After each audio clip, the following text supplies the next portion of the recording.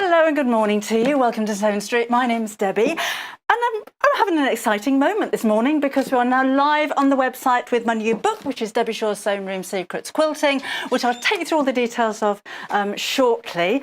But this is the launch. Sewing Street have an exclusive for 2 weeks, so you can't get it anywhere else. If you've bought on pre-order, none of the other books are going to be released until the 8th of June, by which time you'll have yours from Sewing Street, and you'll have it signed as well.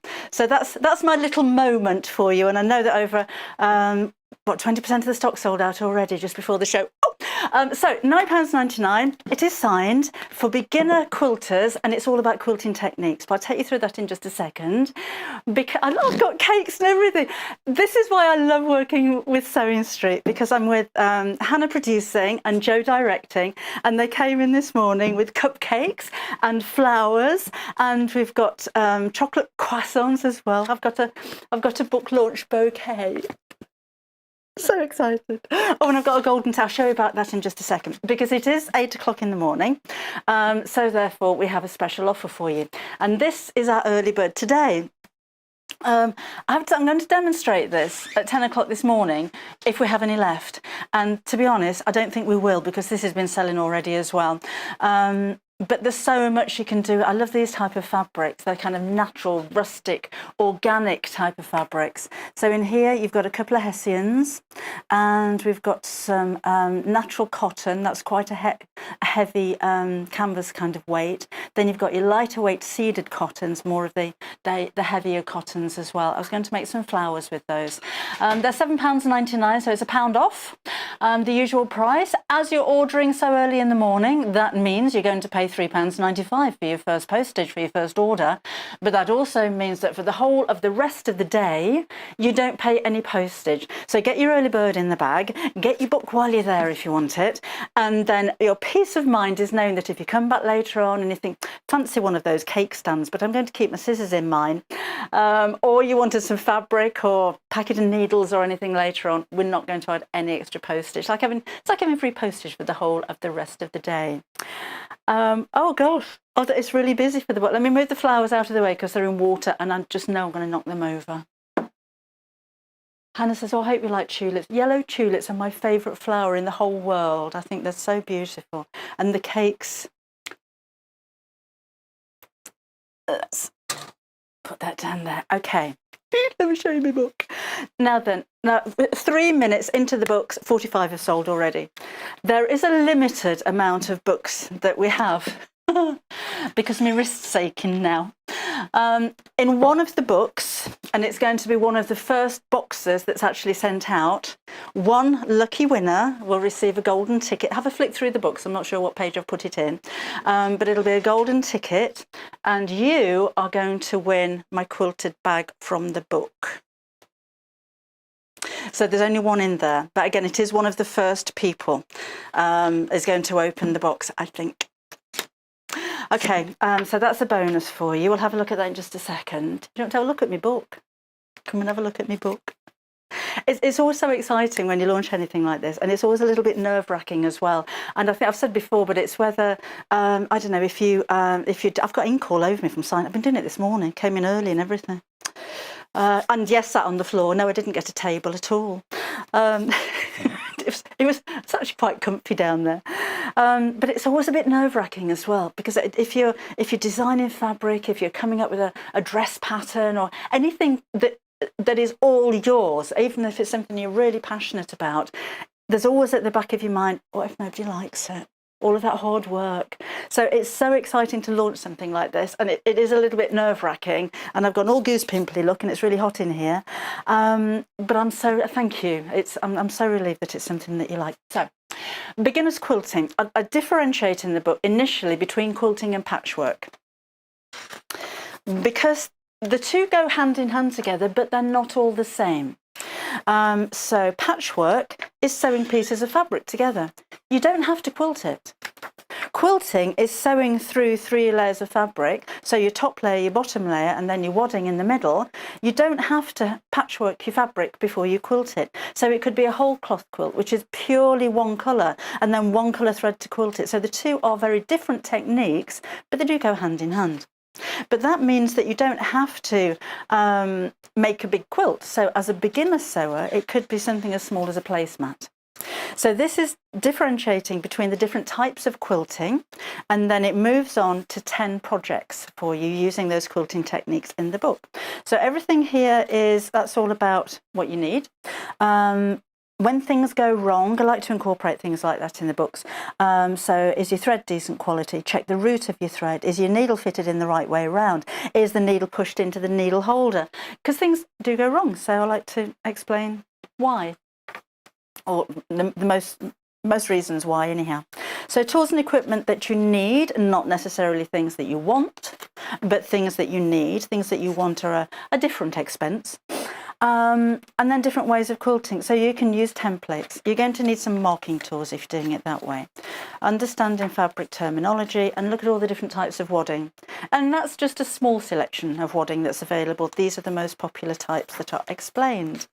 And then onto the quilting, caring for your quilt, fussy cutting, machine stitches. There's a bit on applique. So all of these, remember, are techniques that are going to be used in the projects that are here. So your quilt sandwich, how to tack or baste it, quilt as you go, straight line quilting, free motion quilting. There's a lot on binding as well. Most of the quilts that you're going to be making will be bound in some way or other. And this is quilt as you go. I'm going to be demonstrating that in just a second, and that is a project in the book as well. We've got, you may be waiting a little while if you're ordering on the phone. We will get to you, but it's really, really busy, so bear with us. Otherwise, you're all right for a minute, okay? If you want to hang up and then phone back in 5 or 10 minutes, we're not going to sell out within the first half hour anyway. I'll let you know if we get any... Oh, gosh. Leave it 5 minutes. Don't leave it half an hour. Oh, my word. So, yeah, hang up now, wait 5 minutes and then come back again. Or order on the website on sewingstreet.com. That's probably going to be the easiest way to go, or the quickest way to go. And remember, you've got 1 P&P all day. So if you're brand new, hello and welcome along to Sewing Street. We sew, it's what we do, and it's all we do. We sew live for 3 hours a day, then we repeat a couple of those hours afterwards as well. So we have a whole morning of sewing for you 7 days a week. We actually produce 21 hours of live sewing programs every single week. So we try to make them as different, as diverse as we can. Yeah, so you're going to pay 1 P&P basically all day long. So different types of bias binding. These are all different ways of binding a quilt. They all look exactly the same. But that's 4 different techniques. So it may not be that you want to use all of those 4 techniques, but if you're following a pattern, I explain why and how to use all of those different techniques if you wanted to. It's a single fold bias tape and double fold bias tape. You would imagine that is a double fold bias tape because it's got 2 folds, but it's not. It's a single fold bias tape, and a double fold bias tape has got 1 fold. I know, it can be very confusing. That's why I wrote a book.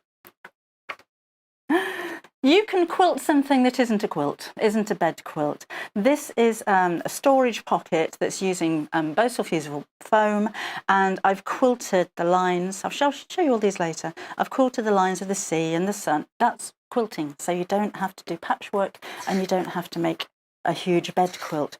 Trapunto is another quilting technique that I love doing, and there's a Christmas stocking. I'll show you that in a sec as well. I love the dimension that it creates.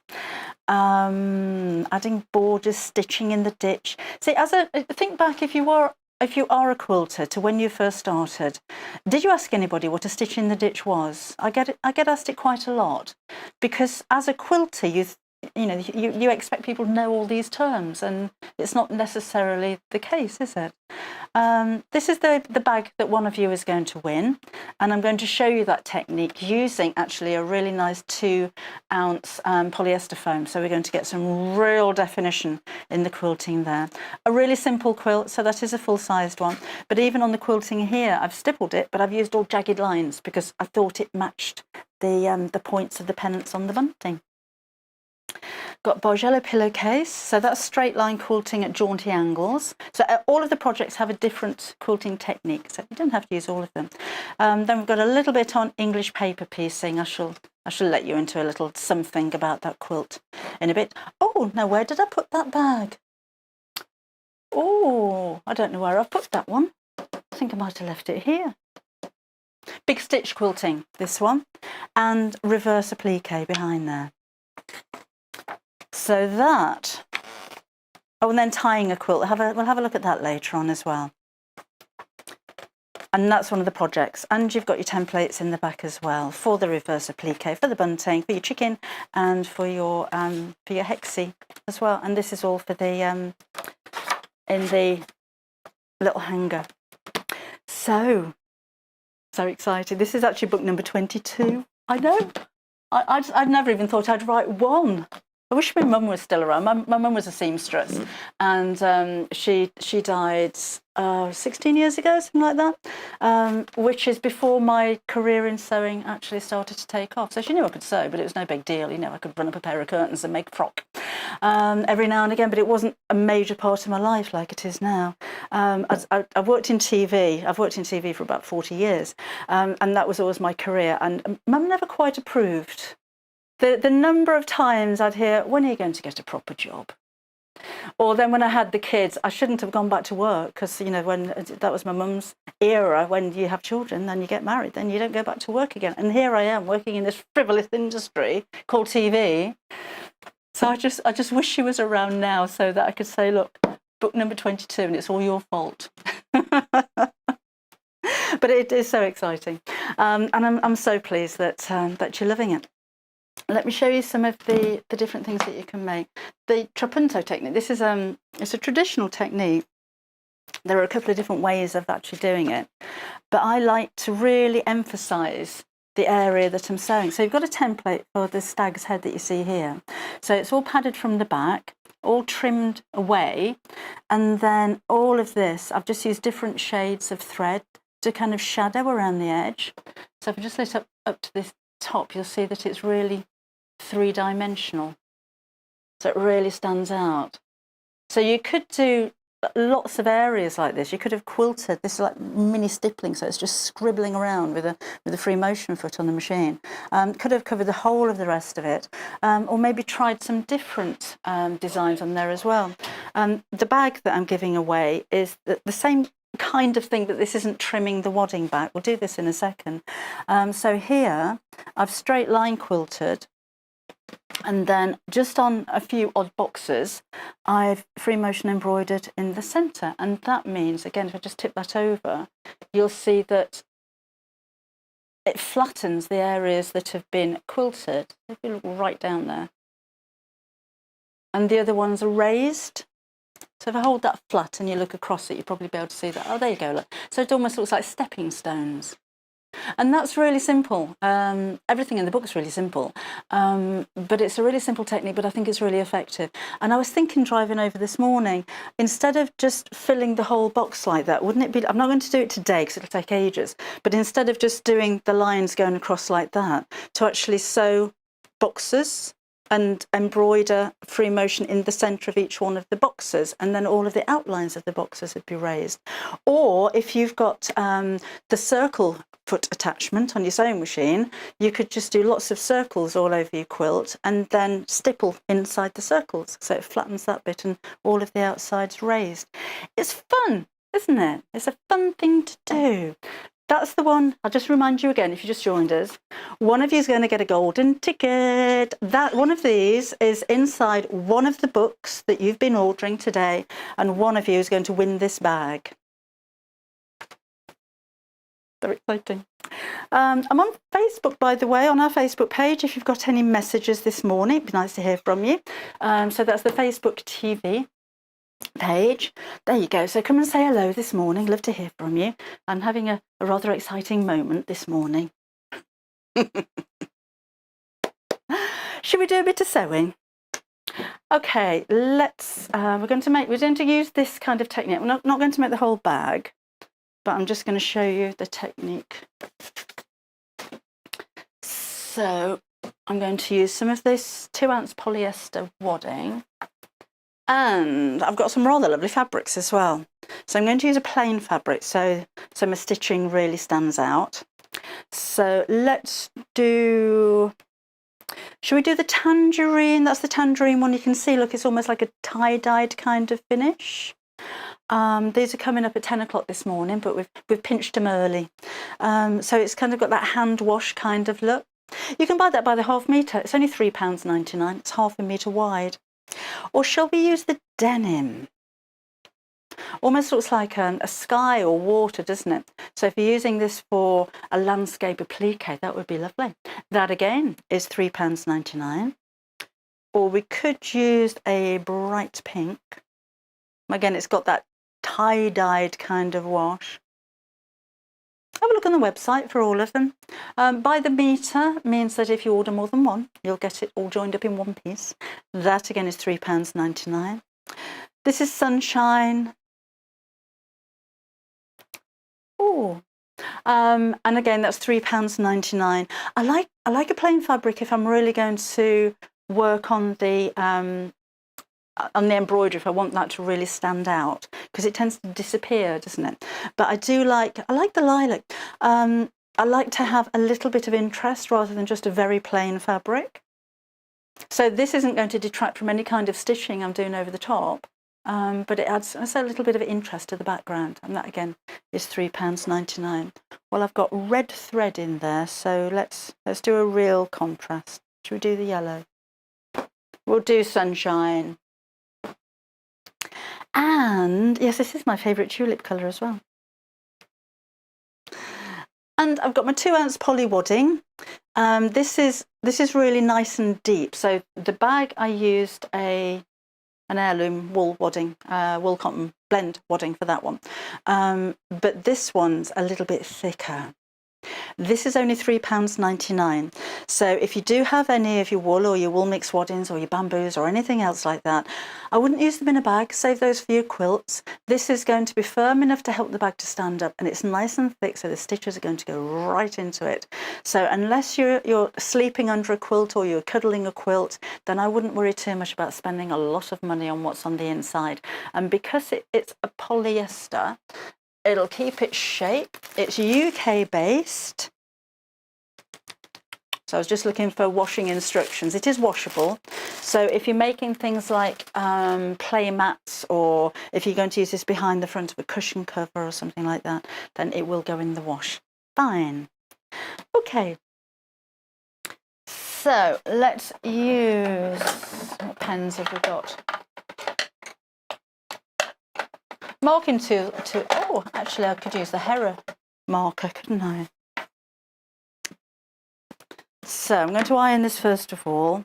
Never work with creased up fabric, particularly if you're following patterns or anything like that, because if you cut a fabric that's creased, it's not going to be a straight line, is it?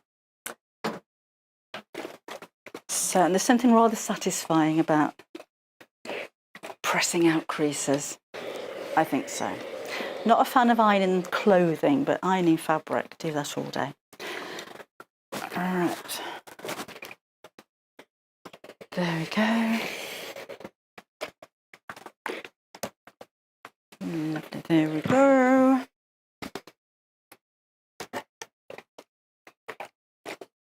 Okay. If you get the golden ticket, by the way, there is an email address on there that you need to email. So I wonder if it's on its way already. No, it won't be till midnight tonight. Your orders are processed at midnight, which is why we can add up all of your orders, so we're not charging you any extra postage. Okay, so again, I'm just doing the technique, so I'm not going to make the whole bag. Morning. Oh, thank you very much, Dawn. I wondered if you were there this morning. Dawn's a regular. Congratulations on your new book launch. Thank you. She's already got hers on the way. She's so excited. Have a wonderful day. Thank you. Morning, Jenny, another one of our regulars. Rosa daughter says she wants the golden ticket. I can have the bag that I win, but she just wants the golden ticket. Oh, bless her. Oh, I'm going to make Rose a golden ticket. All of her very own. How's that? Oh. I've done it again, haven't I? Scissors. Those are the ones. They're in the right place, which is why I couldn't find them. Okay, let's just cut a strip of this. I don't normally pre-wash fabrics. That's personal taste. You can if you want to, you don't have to if you don't want to with a lot of colours, unless I'm working with reds, in which case I think it's a good idea, particularly if your print has a red and white in it, just to make sure, because they tend to be the main colours that bleed. Never ever wash pre-cuts because you're going to distort the shape. And just be aware that if you do wash your fabric beforehand, it can twist a little bit. The selvages can kind of scrunch up a little bit. So you may need to true your fabric afterwards and make it square again. If I'm dressmaking, that's a different matter. I may well pre-wash if I'm dressmaking, but most fabrics don't need it these days. Okay, so we've got a Hera marker, and this is a way of scoring your fabric without using any ink. So we do have water erasable. We've got water erasable chalks as well, actually, which will brush away. But because I haven't got time and I don't want to get my work wet, then this is going to be the way to go. So I've just got, you can just see there, can't you? It's got a faint line down there. So I'm going to turn this around because I'm using the ruler to make, let's do 2 inches. Got lots of new customers this morning. Welcome along. So where's my line gone? That's the only thing using the Hera marker. Oh, there we go. We're doing 2 inches, so that's there. Is that straight? That's straight. 2 inches is there. There's a whole section on marking tools in the book as well. But the more you have, the merit. You know, I'm going to use a water erasable because I can't see it. Can't see my line properly. So now you'll know if I'm not sewing exactly over the top of the line, won't you? That's it.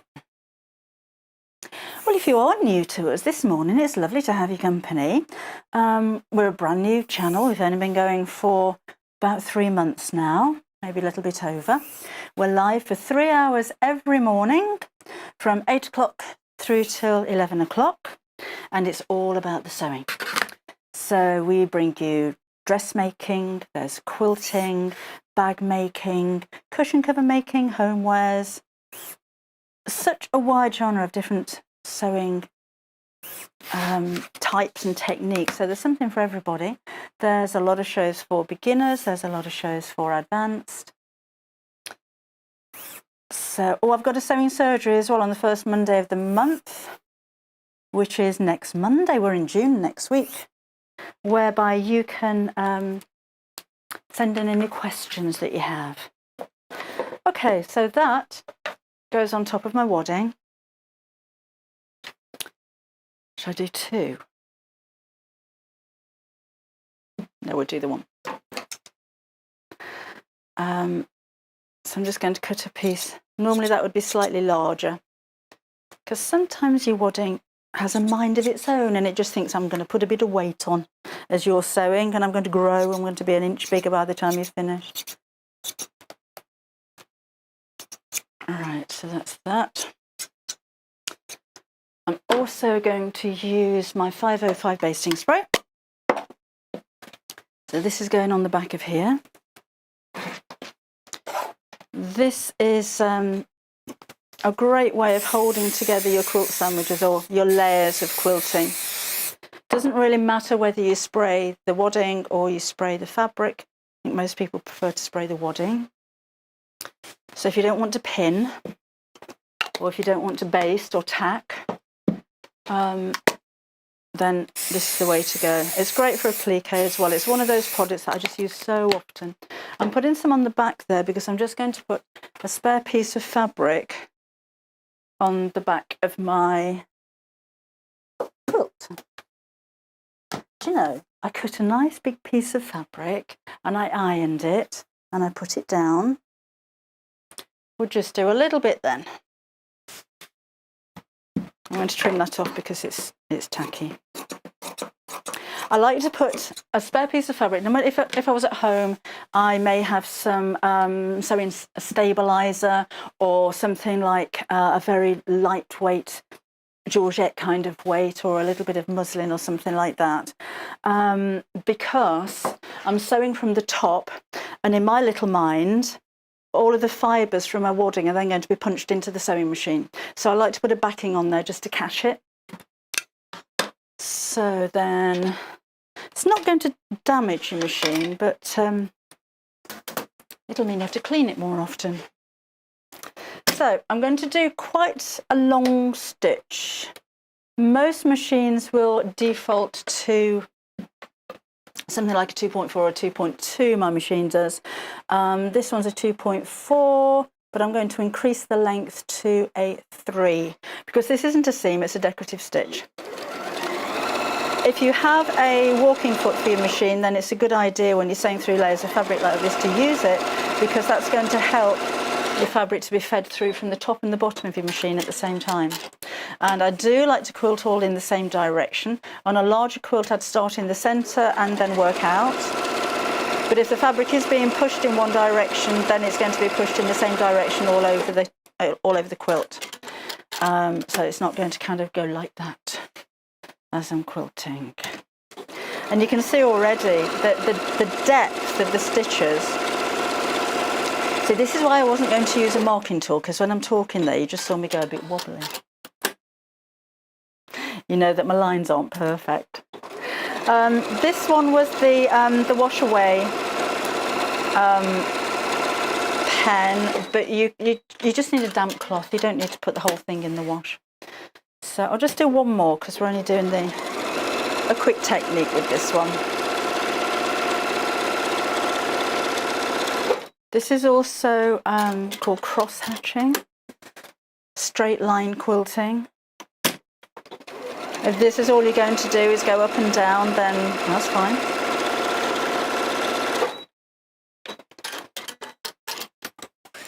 So, and then we're going to change over and put the free motion embroidery foot on. Oh, hi Sue. She loves the bag. Thank you very much, Sue. Can't wait to get the book so she can make it. Would you like it?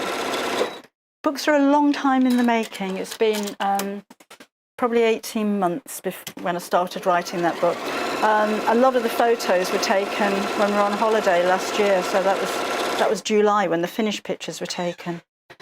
So it's a lot of work, and it's a long time, and it's one of the nicest things that I do. It's one of the best parts of my job. I love doing it. I think because I'm working from home, the whole family's involved. So my husband is the photographer. He does all of the pictures. And my daughter, who used to be a visual merchandiser, does a little bit of set dressing for me. Youngest son is muscles, so if I need anything heavy carrying, he's my man. You have to involve everybody.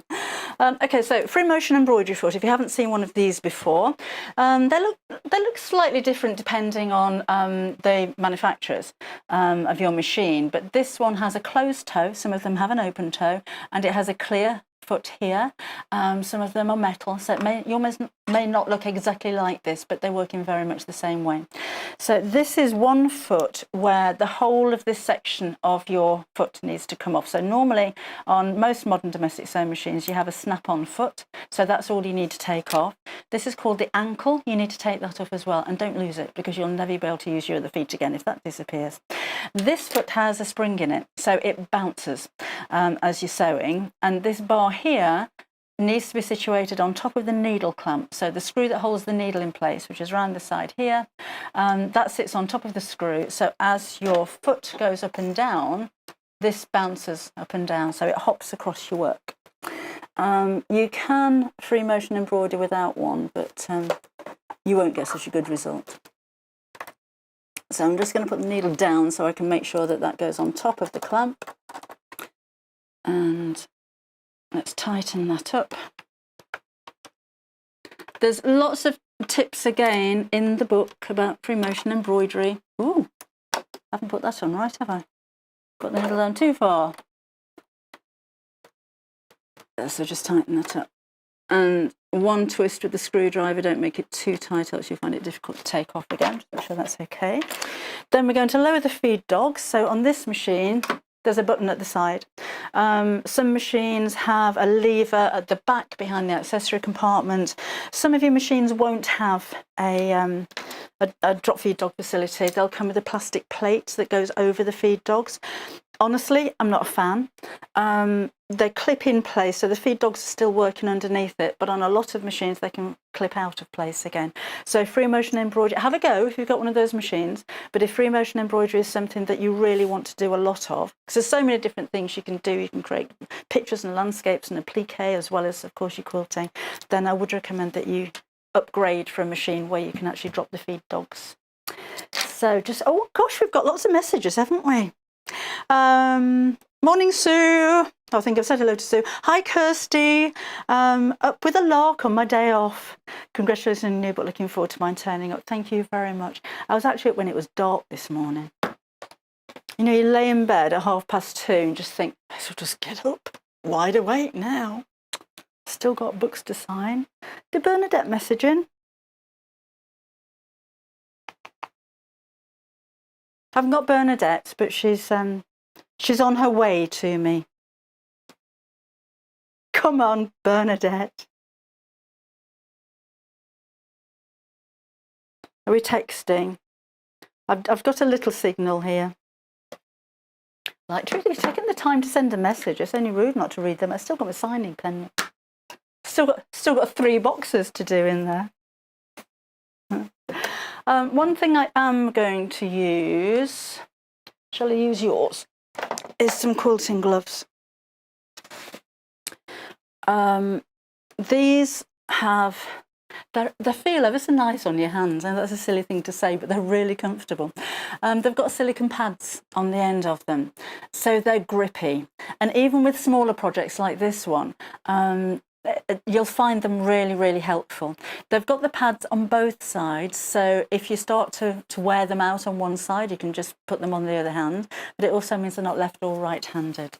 So again, well worth popping on your books, on your order. Got books on my brain now. I did say to Hannah yesterday, because after I finished work yesterday, I spent a while signing books out there, and I said, I do get sick of my own face when you've gone through the first 500 and then the second 500. And, oh, anyway, so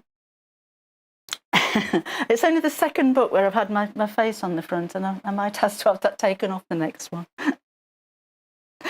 So I've dropped the feed dogs, I've got my free motion foot on there. What I'm going to do now is just scribble inside some of the panels, quite close together as well. So foot goes down. Sometimes when the foot goes down, it doesn't look as though the foot's down, but it is. So I'm going to start with the needle down so I know where I'm starting, and then put my foot on the foot pedal and move the needle. Now I'm going to stop there and take out the thread from the side because I don't want to sew over it. Come here. That's it. I don't want to sew over it. If you're going to see the back of your work, then I'd suggest when you first start your free motion embroidery to put the needle down and up and pull the bottom thread through to the top, and then you can see where it is. Then you can do a few stitches to lock those off and then trim both threads at the same time, so you don't turn your work over afterwards and you see that you've sewn over a long tail of thread. And I'm just going to go backwards and forwards and keep the lines together. I can go back over it again. I'm not worried if it's not perfectly straight because I want it to look almost hand-drawn. When you are doing free motion embroidery, try and keep the speed at which you're moving your fabric consistent. But do practice on a spare piece of fabric first of all, because you may want to sew slower, you may want to sew faster. I like to sew quickly, so I like the machine on quite a short stitch length, which helps the speed, and my foot right down to the floor. But if you prefer to sew slower, you might find that your stitch length looks a little bit longer. And as I'm going in the small area there, again, just tiny, tiny stitches. So you should be able to see that that bit's flattened. And this is all puffy. Oh, I wish I'd have put another layer of wadding behind there. I think that would look great. But if I do another one here, again, you can be really, really precise. I didn't take that thread away, look, so I've sewn over it after just explaining that you cut that off, and I didn't. But this doesn't have to be just going backwards and forwards. It could be squiggly lines and circles. You could fill these in with maybe a little bit of a plique. We'll have a look at that shortly as well. Or with the bag, I actually did this section in the same colour as the grey fabric. So the stitches didn't stand out so much. It just looked flat in some areas. So if I show you that now, you can see that the centre one there is starting to look a bit puffy. So this is flattened down and that's standing up. But again, it doesn't have to be lines going backwards and forwards. You could do some tiny little, put down, tiny little stippling stitches. I'm not worried whether I'm going over the lines or not. I'm not going to be entering anything into a competition. The main thing, I think, is just to have fun and enjoy what you're doing. So tiny little micro stippling, which is that kind of thing. Or how about just what I did with the bunting, which was literally just abstract lines.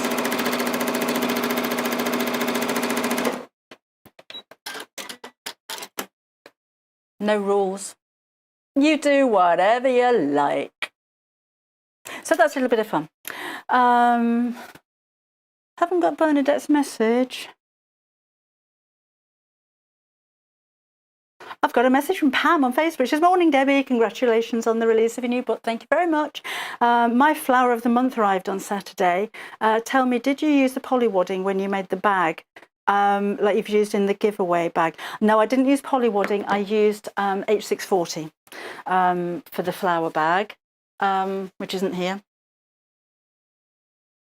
H640 we don't have any stock of at the moment, so you could use the polywadding.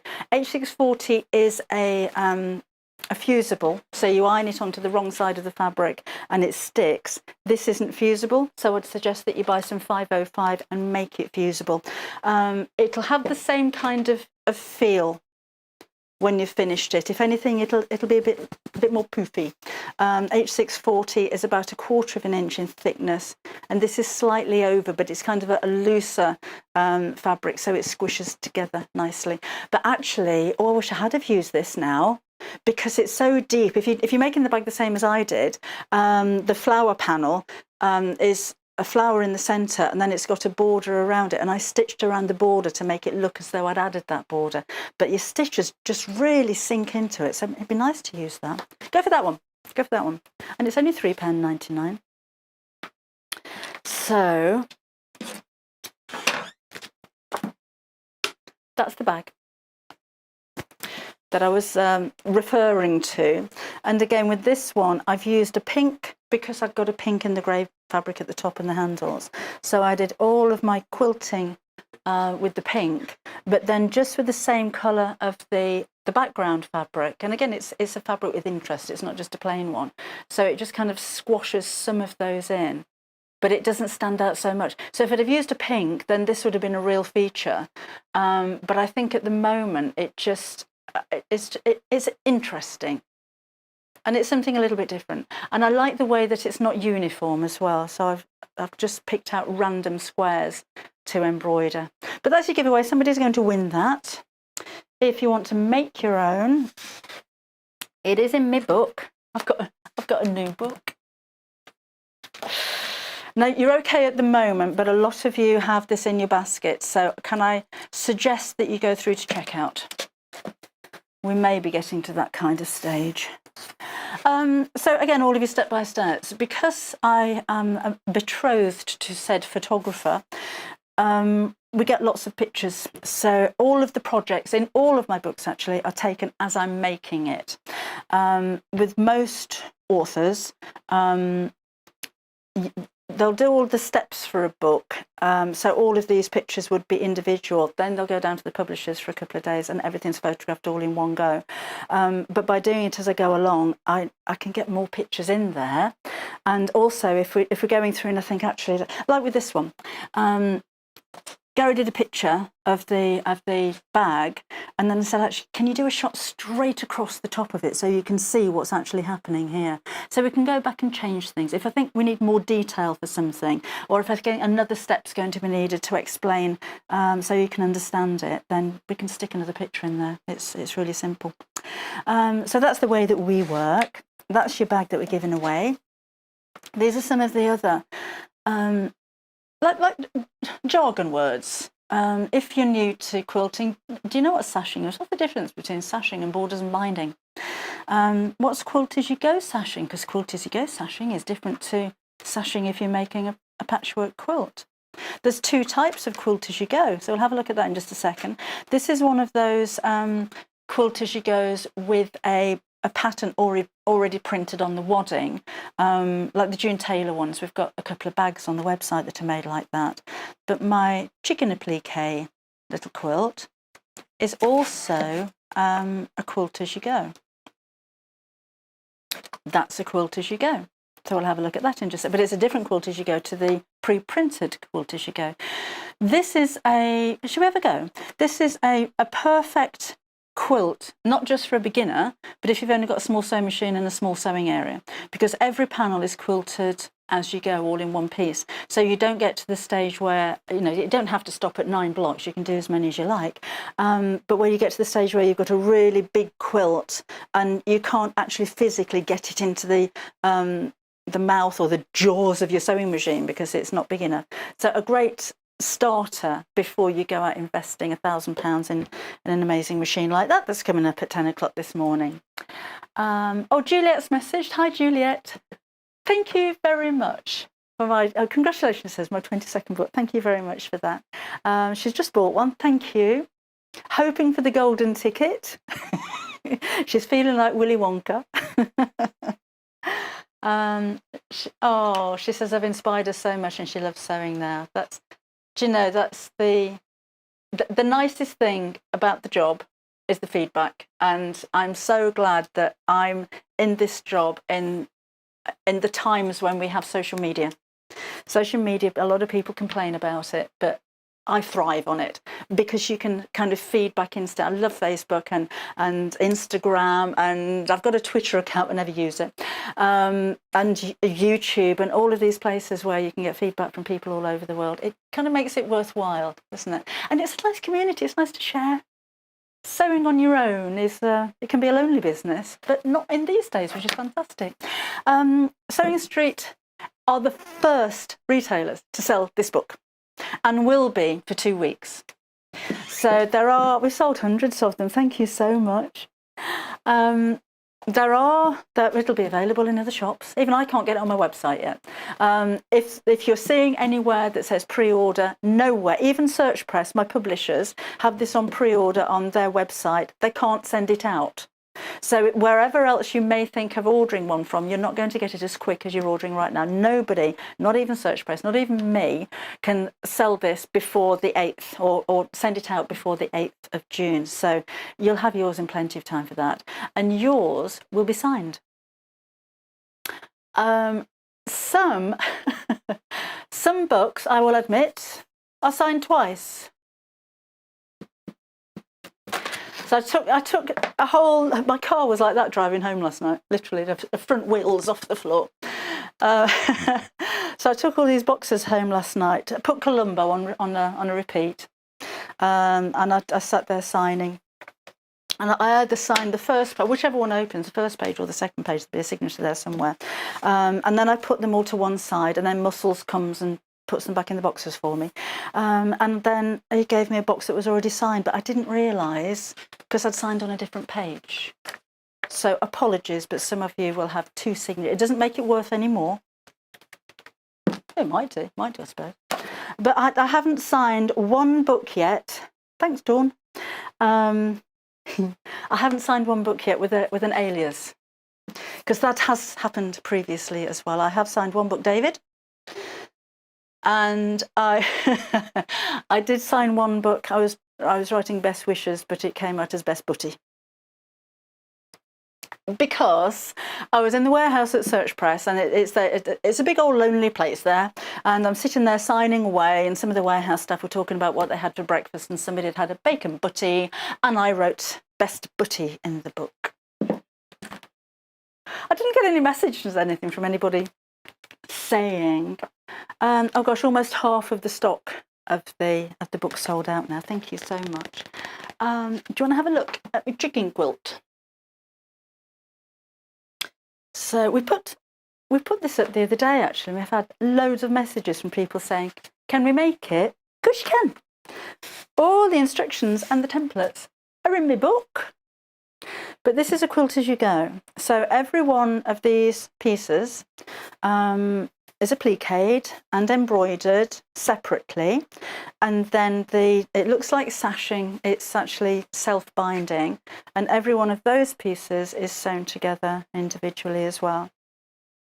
So you could make one piece, you could make a little placemat or a pot holder or a coaster, or you can make a little series of pictures, but every one of the sections it's in its own kind of entirety. So you can make as many of those as you like.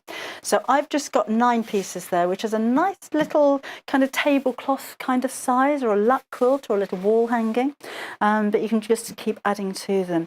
And the chickens, purely because I love chickens, I used to breed chickens, and I've got some chicken fabric. So I just thought it was appropriate. I think they're funny. I think they have so much character. I love them. Don't have room for them where I am at the moment, else I'd fill the garden with little chooks. Okay, I'm going to stick that back on the wall, and we'll get going. Hi, Diane. She can't wait to get a book. Diane says, you inspire me to have a go at so many projects. Thank you. I only started sewing last September, and I love it so much. Fingers crossed for the golden ticket. I still haven't heard Bernadette's message. So haven't got a text, haven't got a WhatsApp. This is Hannah, producer, is forwarding this on, so I think she might have sent it to her mum or something. Pop that back up there. Joe, I'm making so many holes in this wallpaper. We may have to redecorate. Free motion first. I'm just thinking whether I need to change my foot or not. So should we have a little bit of Tilda fabric? Just going to whiz over here and steal some fabric. And so this is the Tilda, a small flower blues, and I'm going to use some of the purple. Oh, that goes nicely. So I'll bind it with that. So again, I'm going to iron some. And I'm going to stick my applique on with Bondaweb.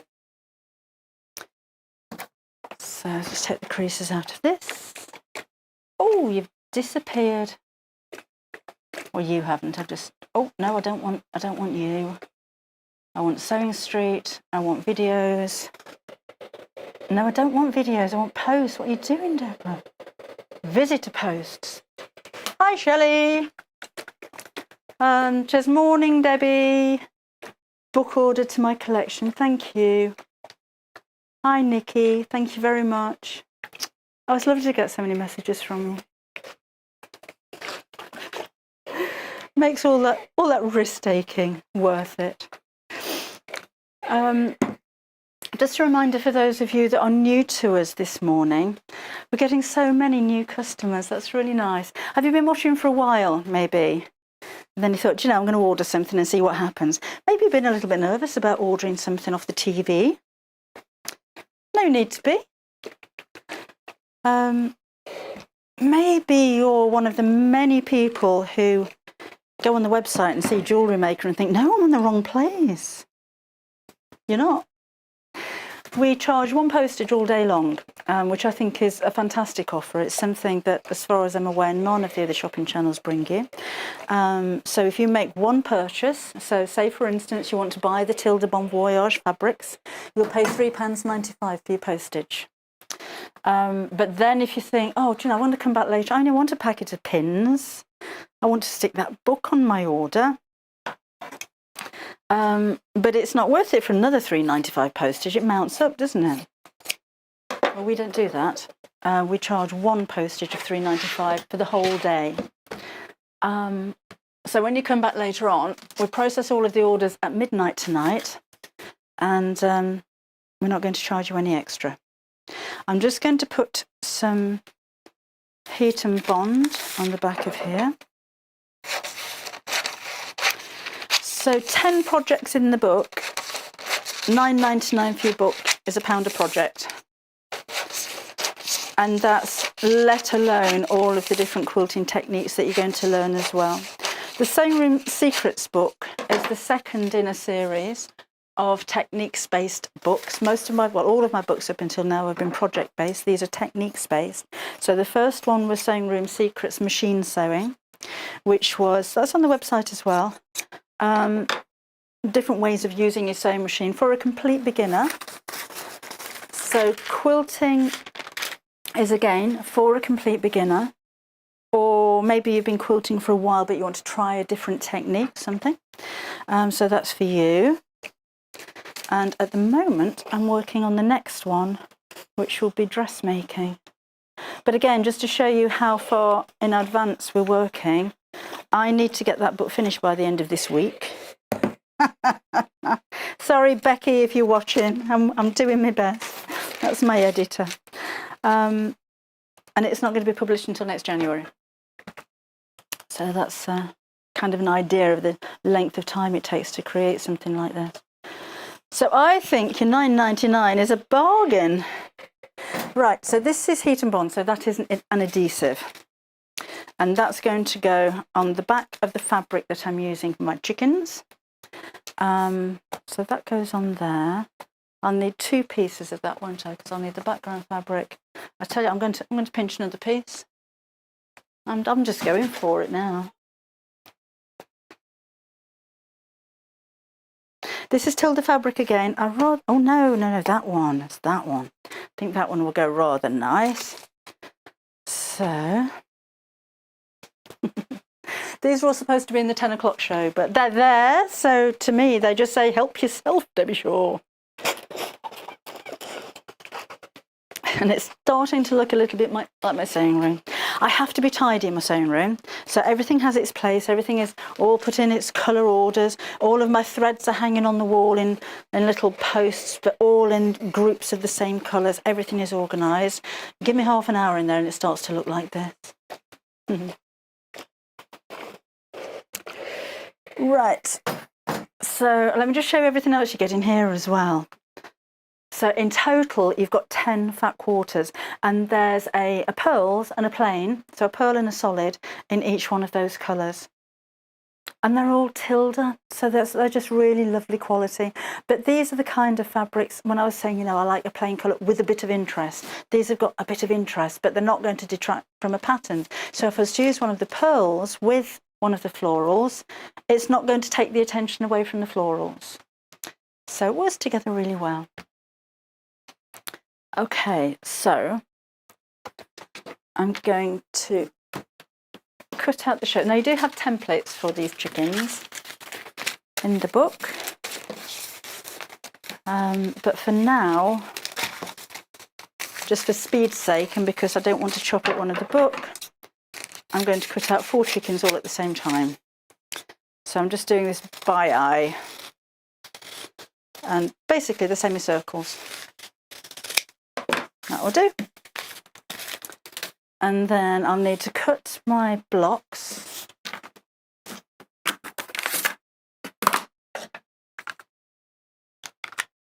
I'm not sure if this is blunt or not. I'm going to make these 6-inch blocks. You make them any size you like, and they don't have to be square, they could be rectangular. Hey! So I got quite excited. I thought that was going to be a struggle. And there's 6 inches. Just make sure that my chick's going to sit. Yep, that will fit nicely. If you're making these in different sizes, you are going to have a border around here. I make that a little bit smaller, where your binding comes around. So just be aware that you're going to lose ½ an inch. So I might need to shorten my chickens. So I just want 4 of those. That's there.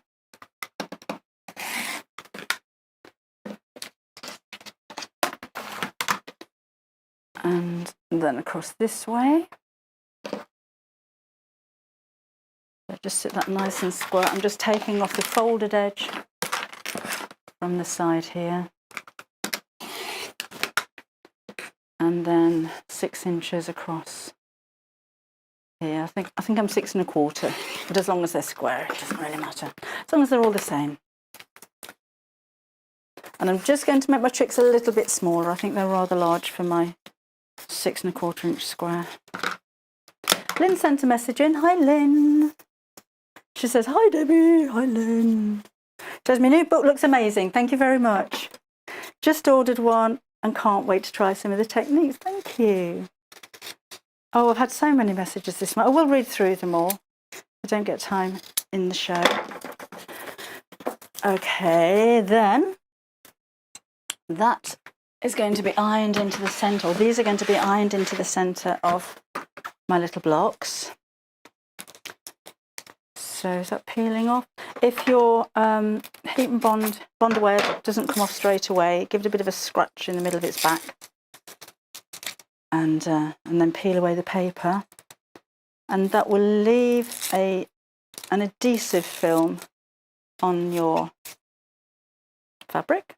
I'm going to put that at a jaunty angle, and they're all going to be very slightly different because they're all going to be pecking in different directions. Oh, look at that.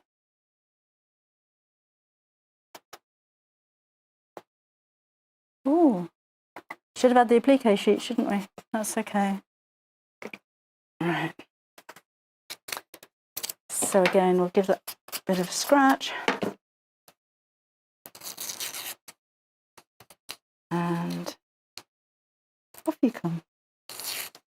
Well and truly stuck on this one. So these, if you've not used Bondaweb before, have that one straight. This isn't sticky at the moment, it's only sticky when you actually heat it. So you don't need steam with it. Just a nice hot iron. Just a nice hot clean iron. Hazel's looking forward to her book. Good. She fancies doing the chickens. I'd love to see a whole quilt, a bed quilt made out of that. But again, if you're new to quilting, maybe you're an experienced dressmaker and you've never quilted before, it doesn't have to be something huge. You could just make a little placemat, and once you've learnt the technique, or you've done the technique, then you can experiment. You can do different shapes. You don't have to do chickens. You could do a stitch and flip technique. So you can cover the whole of this square with strips of fabric. If you've got a jelly roll that you don't know what to do with or anything like that, you could do a bit of patchwork on there. You could just free motion embroider. You could even print photographs onto printable fabric and put pictures in the middle of them. So that's that. What I'm also going to need, are we all right for time? Because this is taking ages. Just wanted to show you from scratch what you do then. So that's that. What I will also need is some wadding. And I am using a natural one at the moment. I've lost a chicken, haven't I? Where is it? On the front. Ah! There it is. So I'm just using a natural wood. I'm not sure if we've got any of this on the website, but this is just one of those heirloom waddings. Sonia's ordered 2 books. She's ordered one for us. Can I say you've ordered one for your friend's birthday? Well, if you put it out there on the internet, she probably knows anyway. So I'm cutting my wadding to the same size. I hope your friend likes it. So there's 2. Right, we've got less than half of the stock of the books now remaining. And we had a lot. I honestly have never signed so many of the same book for a book launch. I sat on the floor yesterday and then took some home, and I've still got 3 boxes to do after the show today. Nobody can help me because they're 2 meters away, so I don't have my own page turner that I'm used to. But I'm so pleased that you like it. When I saw the amount of books that Sewing Street had ordered, I did think, oh, we've never sold that many. And it looks like they're going to. All right, I'm going to spray.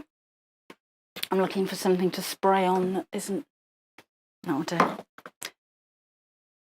Just so I don't overspray. So I'm just going to hold that in place on each one of the 4 pieces. I'd have a box in my sewing room that I use for spraying things in, so spray doesn't go all over the place. But this isn't my sewing room. And that goes there. And again, you can make this any size you like. It doesn't have to be 6-inch squares with this size of chicken in. You can make really big ones, make really small ones. Then we'll put their faces on. So I've still got the free motion embroidery foot on my machine.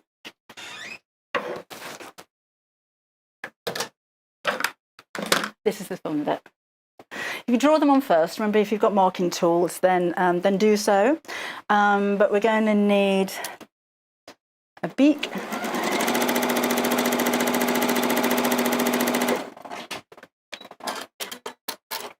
We'll need a comb.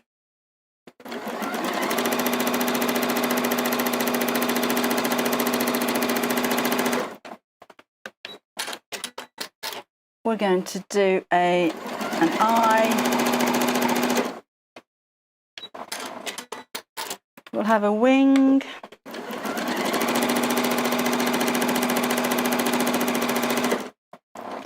And a couple of feet.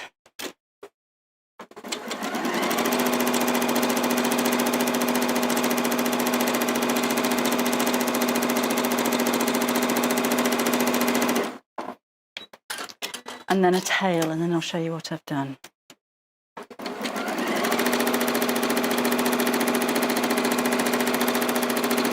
Should have put my gloves on.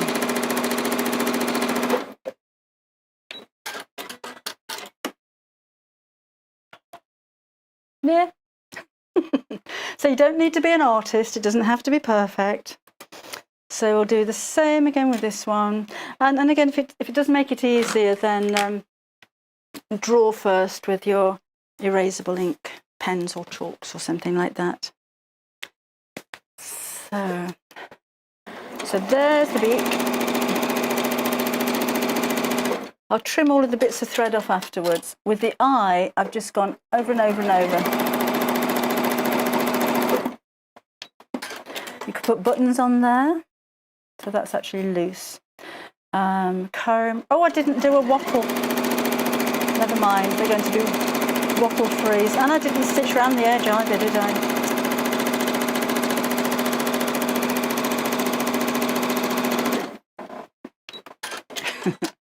I've used my bonder web, so it's not going to come off. If I'm stitching around the edge of something, it may, if it's going to get washed a lot, it may eventually start fraying. But for a raw edge applique like this, I kind of like it fraying a little bit anyway. I like that kind of look, particularly when you're doing free motion embroidery like this, which is all a little bit freehand anyway. And when I'm going around an outline, I'd normally go around it a couple or 3 times. And that's a good tip if you're a complete beginner, because if you do 1 wobbly line, you've got a wobbly line. But if you do 2 or 3 wobbly lines, it looks deliberate. It gives a really scribbly kind of look. So let's do the other 2 here. So let's do the eye. I'll go straight around here. We'll go up to the tail and back across, and then we'll do comb and come down, do this all in one, and then we can go straight back down to the legs. This one's going to be running.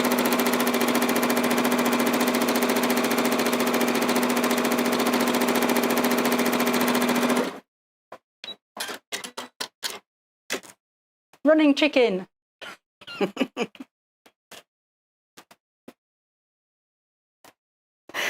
Over half of the stock of the book sold out.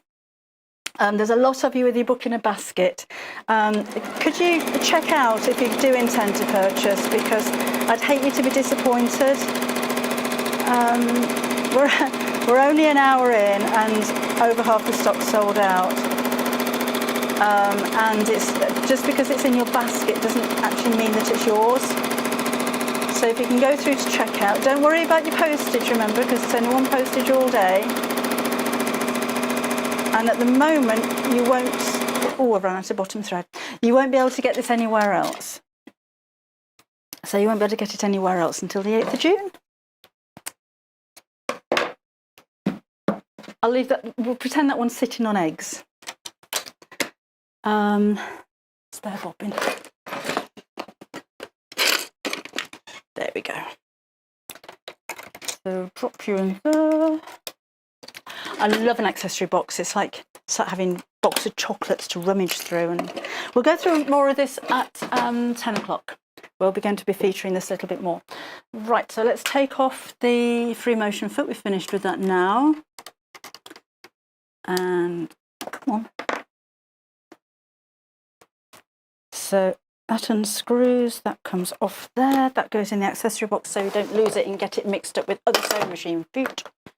And then that's the ankle, that goes back on there. And I've just got a satin stitch, oh it's fine. Got a satin stitch foot on there. And I was just going to see if there are any more messages. Oh! Thank you, Christine. I love it when you do like the fancy things, and I don't know how you do that. It's got bunting across the bottom and everything, a little row of hearts. Congratulations on your new book. So perfect for the quilting beginner or as a go-to for the more advanced. Thank you, Christine. Oh, love it when you're messaging. Okay, so we don't need the gloves. What we need now is the backing fabric.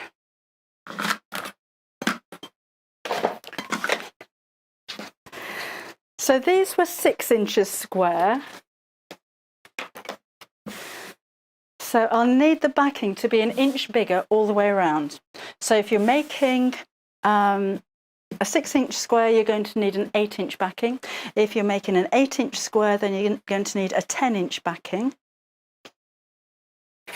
So I think I was 6 1/4, but I'm just going to add 1 inch here.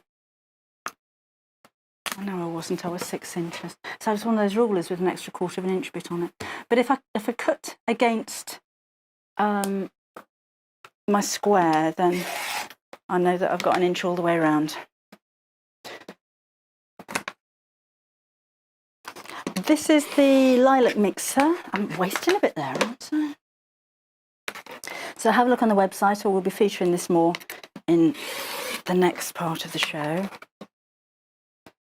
And that goes in there. And the little chick is a Tilde Bon Voyage. Right, so what we're going to do now is to sew. Now there's different ways of doing this. Just going to put the spray on the back. Make sure that's sitting in the centre. Like so. And we do that in all of those pieces. I've got that the wrong way round, haven't I? So from the wrong side, and I'm using actually the grid on the mat to make sure that this is sitting in the centre there. You go on there. So we've got wrong sides together.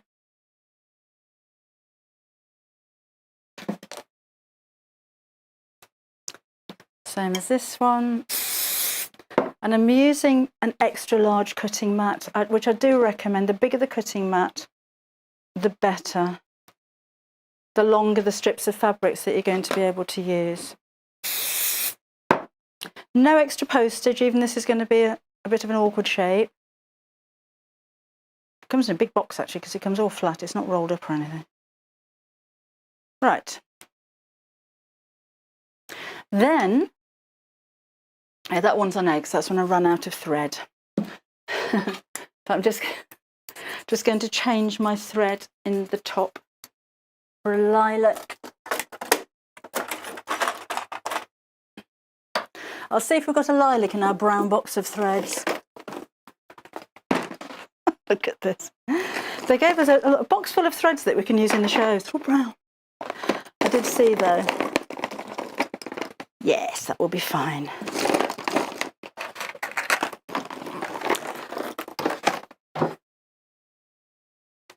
Okay.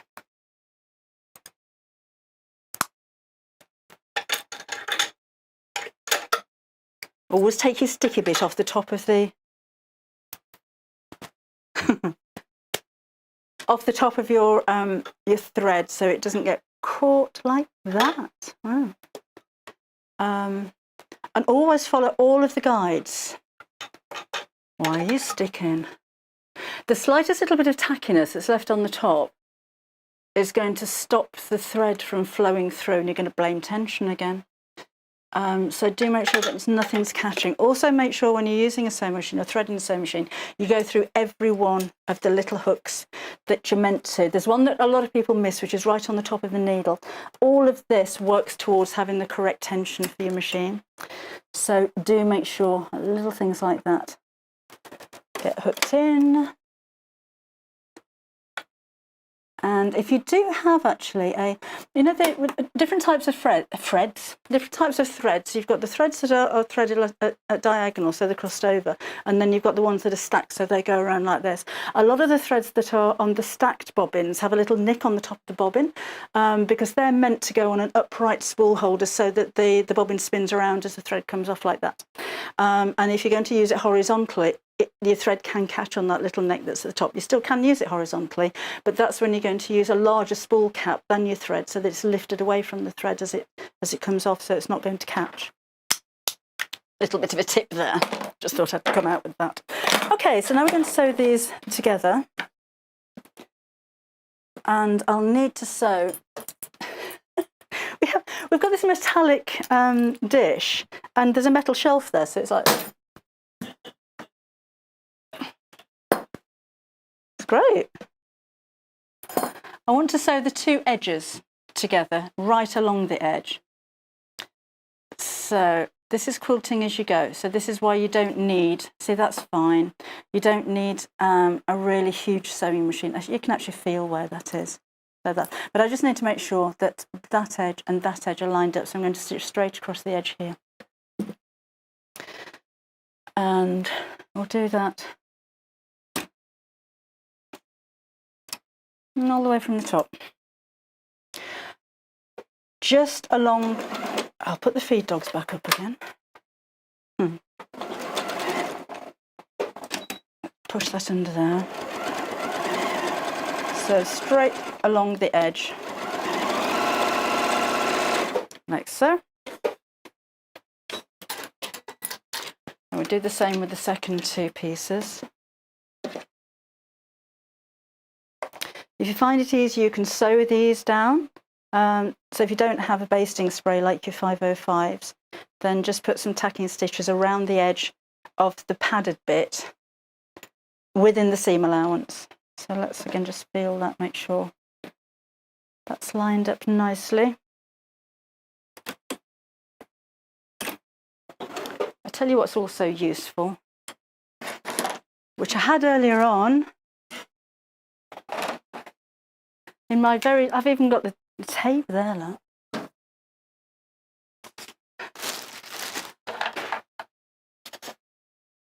I had a little pointy tool, like a stiletto. But you'll find things like useful on areas like this, because I'm coming up to the lump here, just to hold that down. So if you've got a little stiletto or a pointer tool or something, just to hold that down. Otherwise, you can get quite close with your fingers, if you dare, or you can just use a pin like that to help keep that flat. Would be an idea as well, flatten that out. If you have, because this is thicker, I'm going from a thin bit to a thick bit. If you've got a scrap piece of fabric, like this, and roll it up to about the same thickness as your wadding, and then put that under the back of your foot. So you're going from the same thickness to the same thickness. So it's not going to bunch up so much. And again, I would use a walking foot. There, now we need to get the iron back out again. I love these pins up. There we go, and we're going to press the seam open.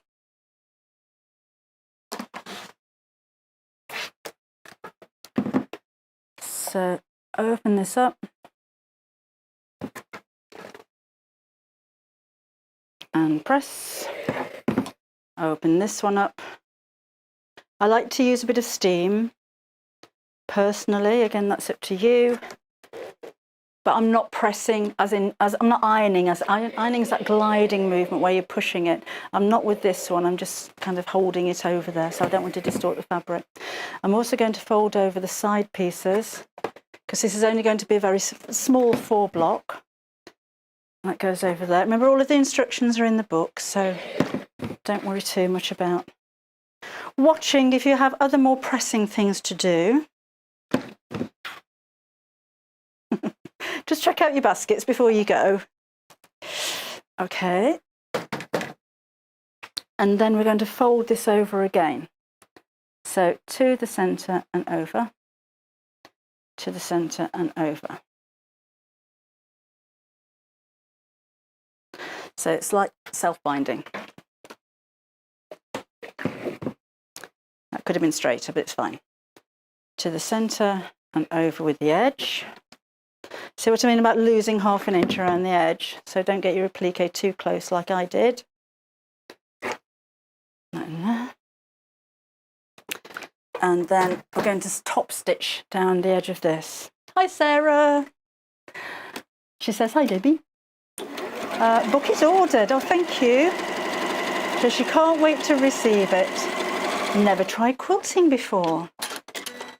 So it's something else to get addicted to, she says. I'm sure you will. And, oh, she's very excited to try the chicken project. John's messaged in as well. John says, hi, Debbie. Hello, John. Oh, he says, you always brighten up my day. Oh, thank you, John. Oh, can't wait to get his new book. Thanks for the compliment. I went all wobbly then, John.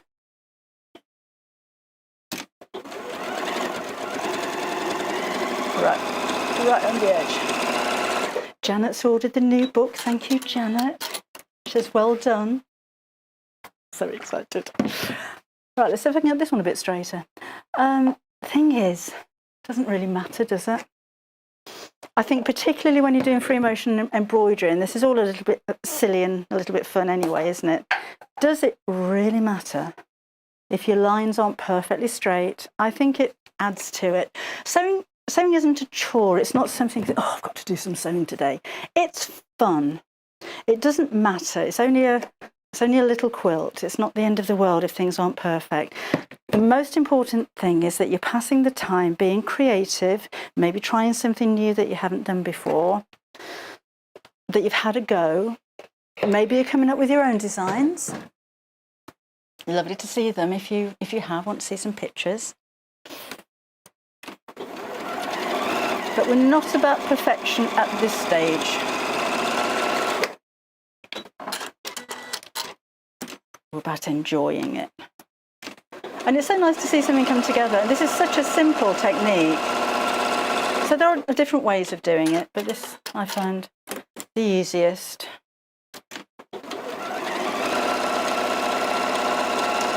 So, and it's quilting as you go, because as I'm sewing now, I'm sewing through all the layers, so I'm actually quilting from the back at the same time as I'm sewing at the front, so I don't have to, you know, be fearful of free motion embroidery, or how do I get that big quilt, oh that's wobbly, that big quilt underneath the sewing machine. It really doesn't matter for this one. It's a small, fun, achievable project.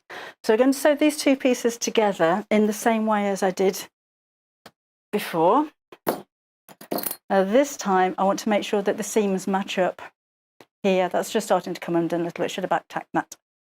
So I want to make sure that matches up and the edges match up, and I can feel that. So let's do this. There is a section in the book as well about mitering corners, which you could do with this technique as well.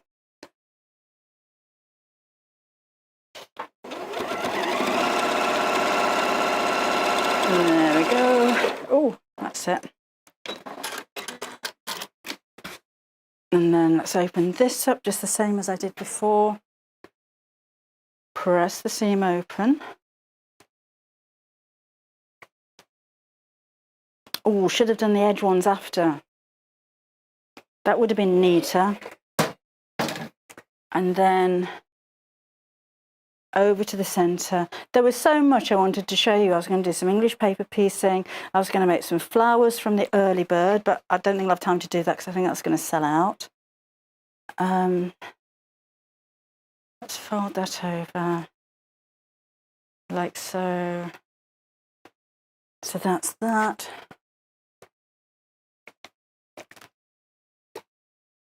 And then you'll top stitch. Do the edge pieces last, because then I always get it wrong, don't I? Because then that will be enclosed in that side seam and it will be neater. When you come to the corner here, if you wanted to just overlap twice, then you can do, or you could actually miter the corner, which is going to be a lot neater, and that's what I did in the book. So you'll have a nice neat mitered corner there as well. But you get the idea. Quilt as you go. Really, really simple. Achievable. I've got a thread flying everywhere now as well. Simple, achievable little projects for you to make either something tiny, or you could just keep joining them all together until you've got something huge the size of a bed quilt. So remember, somebody is going to receive the bag. There is a golden ticket inside one of the books. Have a look through all of the pages, because I can't remember which page I put it on.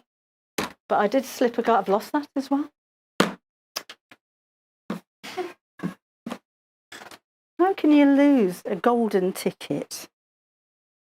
I haven't been, oh, there we go. You'll have a golden ticket that looks like that. It's not this one. There is one inside one of the books already. But again, take a good old look through there, because I just pushed it in last night. And you will win that bag. Somebody will win the bag, which is priceless, isn't it? But my Sewing Room Secrets book, brand new launch today, not available anywhere else for 2 weeks apart from here on Sewing Street. And if you do buy from anywhere else, it's not going to be signed at the moment. Sewing Street are the only people that have signed books. And it's going to be the 8th of June until anybody else can actually start selling this. Over half of the stock sold out. Just really quickly, it's about quilting techniques. It's not about patchwork.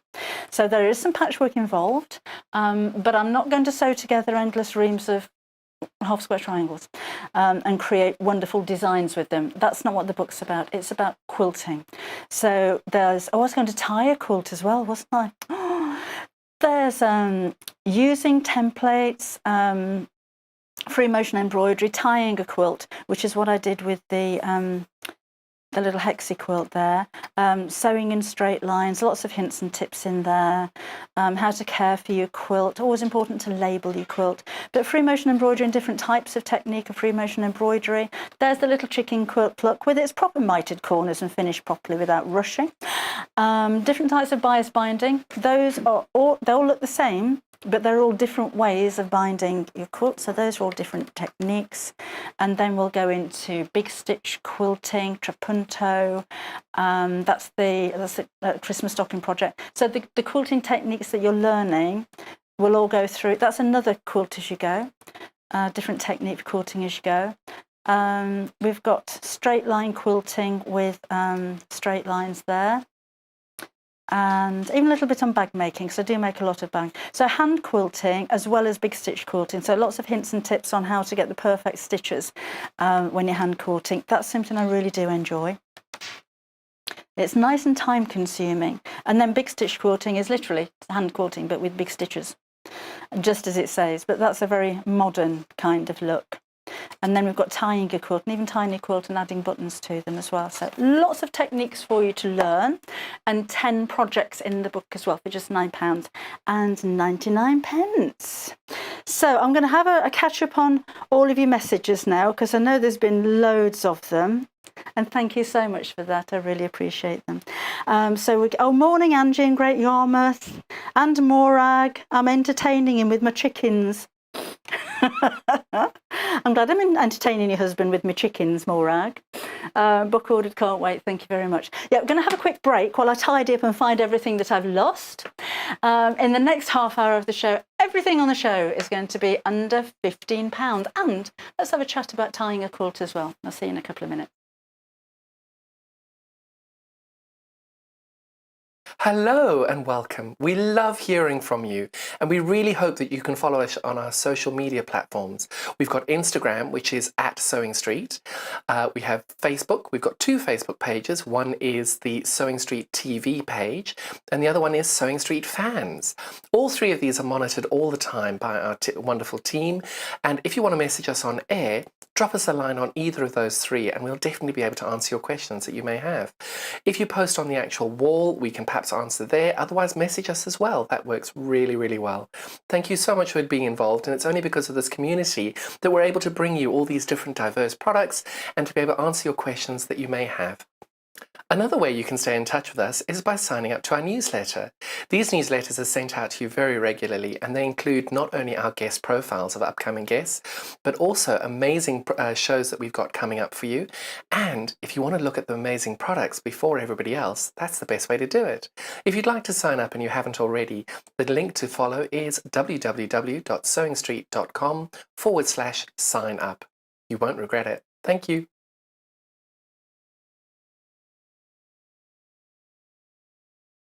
Shopping with us couldn't be easier. If you want to shop online, then you can head to our website, www.sewingstreet.com. It will redirect you to our sister channel Jewellery Makers landing page. Don't worry, you haven't gone to the wrong place. We're simply using their website temporarily while we're building our own web shop.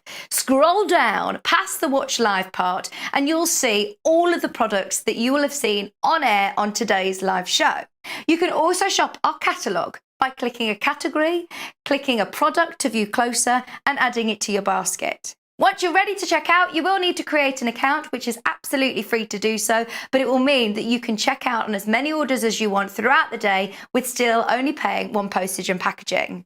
If you'd prefer to speak to somebody in our UK-based customer service team, then you can do so via the free telephone line number 0800 001 4433. They will not only help you create an account, but will also help you with any of your online shopping.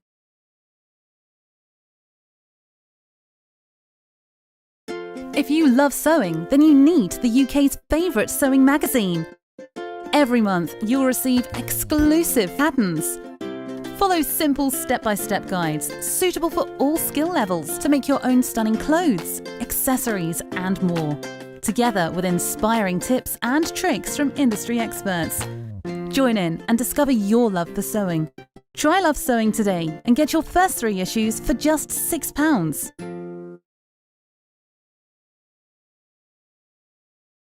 Would you like to take part in our weekly competition? If you do, then all you have to do is head to the Sewing Street fan page group on Facebook. Post your picture of your make. Myself, Debbie Shaw and John Cole Morgan love looking at all of your makes every week. We pick our favourite and announce the winner every Friday live on the show. Happy sewing and good luck.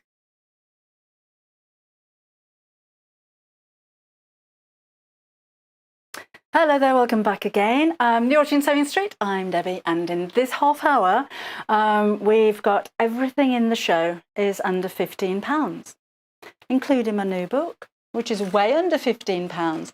So if you haven't seen earlier on this morning, this is the launch of my new book, and it's all about quilting techniques. It's called Debbie Shaw's Sewing Room Secrets, and it's 10 projects in here, all using the techniques that you're going to learn. So it's not a patchwork book. I'm not going to be making big patchwork quilts with lots of different designs. It's all about different techniques for quilting. So that could be anything from tying a quilt, stippling, free motion embroidery, big stitch quilting, hand quilting, trapunto. There's lots of different techniques for you to learn in there. Well over half of the entire stock is sold out.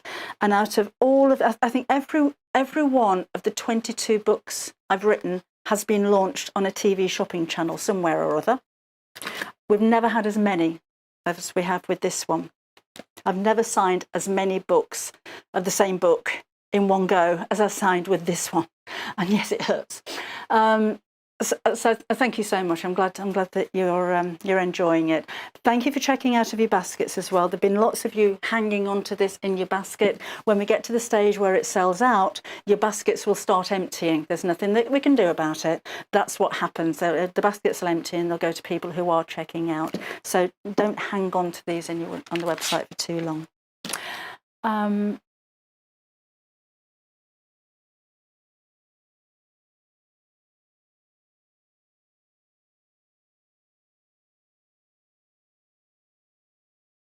It'll probably take about 6 months to wear off without washing, but again, it's not a permanent one.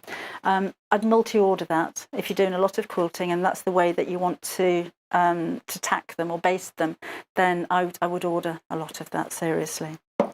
And you won't have to pay P&P. If you've already ordered something from previous shows this morning, no extra P&P. So you want your 505 with free postage. If you've already ordered, no more P&P to pay. No P&P to pay. No.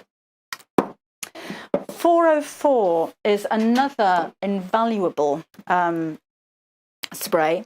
This is again a repositionable adhesive, but it's for paper to fabric. It will adhere paper to paper and other things as well. But the main reason for its existence is to help to hold paper patterns onto your fabric. This again isn't going to stain your fabric or anything like that, and it's acid free, so it's all perfectly safe and all that kind of malarkey. If you have a look on the ODIF website, actually they don't sell anything on there, but there is a really good explanation into all of the different adhesives. There's 202, 303, 404, 505, 606. I think there's a 707. There's grippy spray. There's lots of different sprays, and they've all got a really good reason for being. So if you have, maybe you're following a paper pattern, if you've got a long arm quilt and you've got a pattern that you want to sew over the top of, this is a great way of holding your paper down onto the fabric without it kind of slipping around and moving. And it's £7.99. So again, another thing that I think once you start using, you will find invaluable. We have a couple of pressing boards for you as well. And yes, we are in the under £15 show.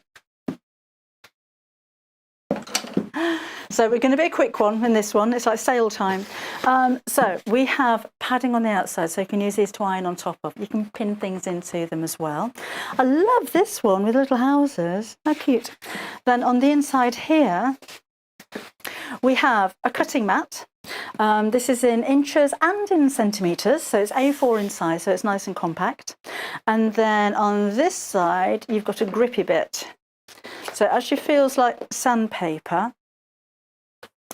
But if you're arranging your quilting pieces, your patchwork pieces, and you think, well, that goes nicely there, and that goes really well there, this is going to hold it in place, so that's not going to move around at all. So then you can simply cover that back over and put it away. So you're not having to put all of your pieces away or risk them falling off the board. So when you open it back up again, as long as you open it the right way round, you're going to find that they've stuck, so they're going to stay in place. So it's really handy, and it's great for filing your nails on. It's like sandpaper. And it will fold back on itself. So you could use this as a mat on your knee as well, if you're crafting on your knee. So that's got the little houses on it.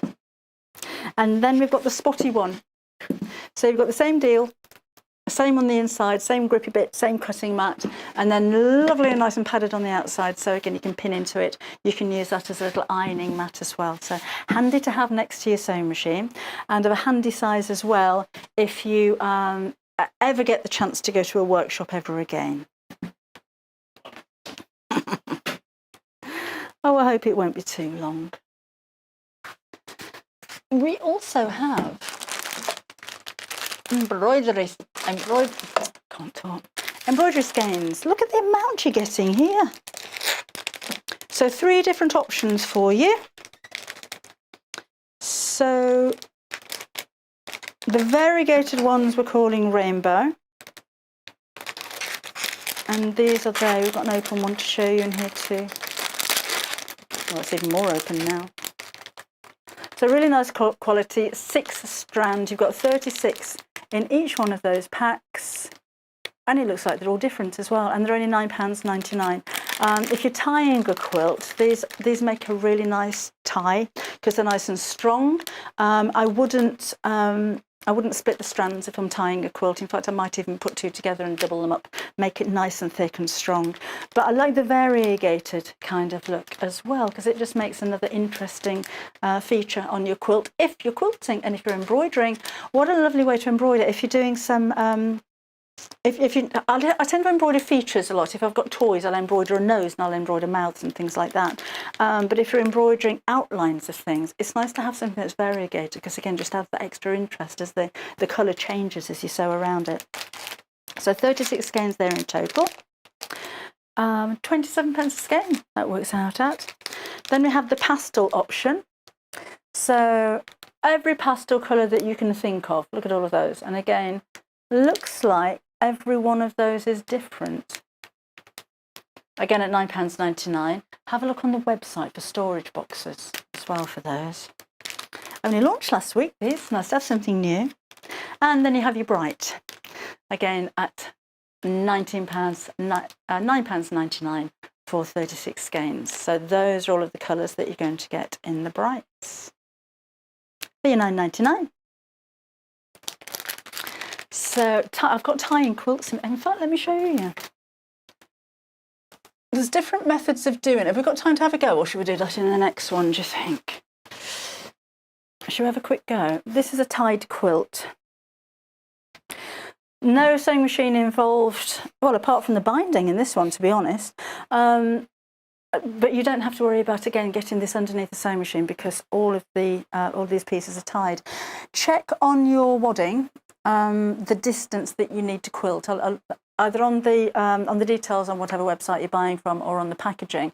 Most quality waddings will tell you how far apart you need to quilt to hold the wadding together. So bear that in mind. These are about 4 inches apart.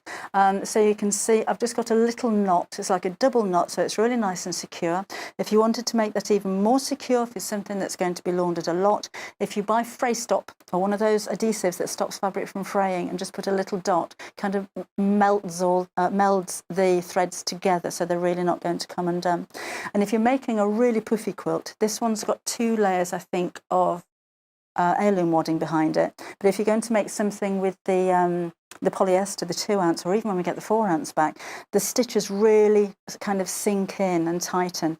And you could, if you wanted to, put a little button on there as well for an extra added bit of interest. So this is just embroidery thread that I've used for this one. And it's really quick to do it. In the book, I'll show you how to do each individual knot. If we have a quick go, I'll show you a quicker way of doing that. If I can see where I left my needles.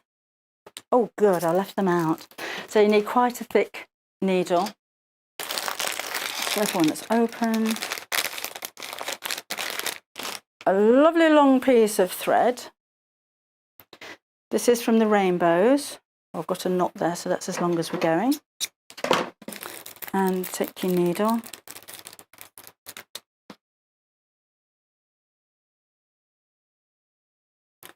Like so.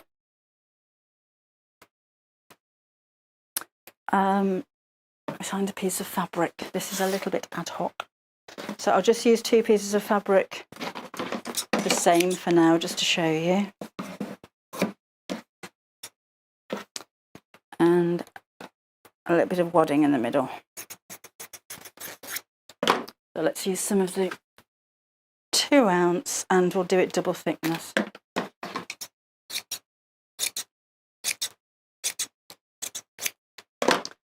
So again, I could use my 505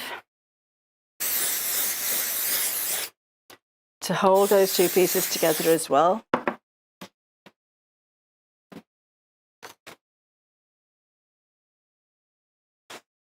And then decide where you want your ties to go. So if you have a quilt that has joins on it, so if you are patchworking, so for instance with this one, I could have put the knot right in the centre of the Y seam, or you can put them right in the middle. So if you've got squares, you can go kind of across the join or right in the middle. It's up to you, however you decide you want that to look. And what I do, if I make a little mark where I want those to be with a pen that I thought I'd lost. So let's go across. So we'll start there, there, there, there, there. So if you want to take it slow, leave a tail at the top, go in through all 3 layers, come out to the bottom, go back up again, down, up, just slightly next to each other, and then trim. And then you can knot. So knot, when you're knotting, knot in one direction and then knot in the other direction. That makes sense. Is that a reef knot? And then it's not going to come undone. And then you can trim it down to the length that you like. But when you get quite quick at this, you're going to be able to go in. You can probably go in and out if it was a thinner quilt. Leave yourself about 3 inches on the end and back up, down, up to the next one.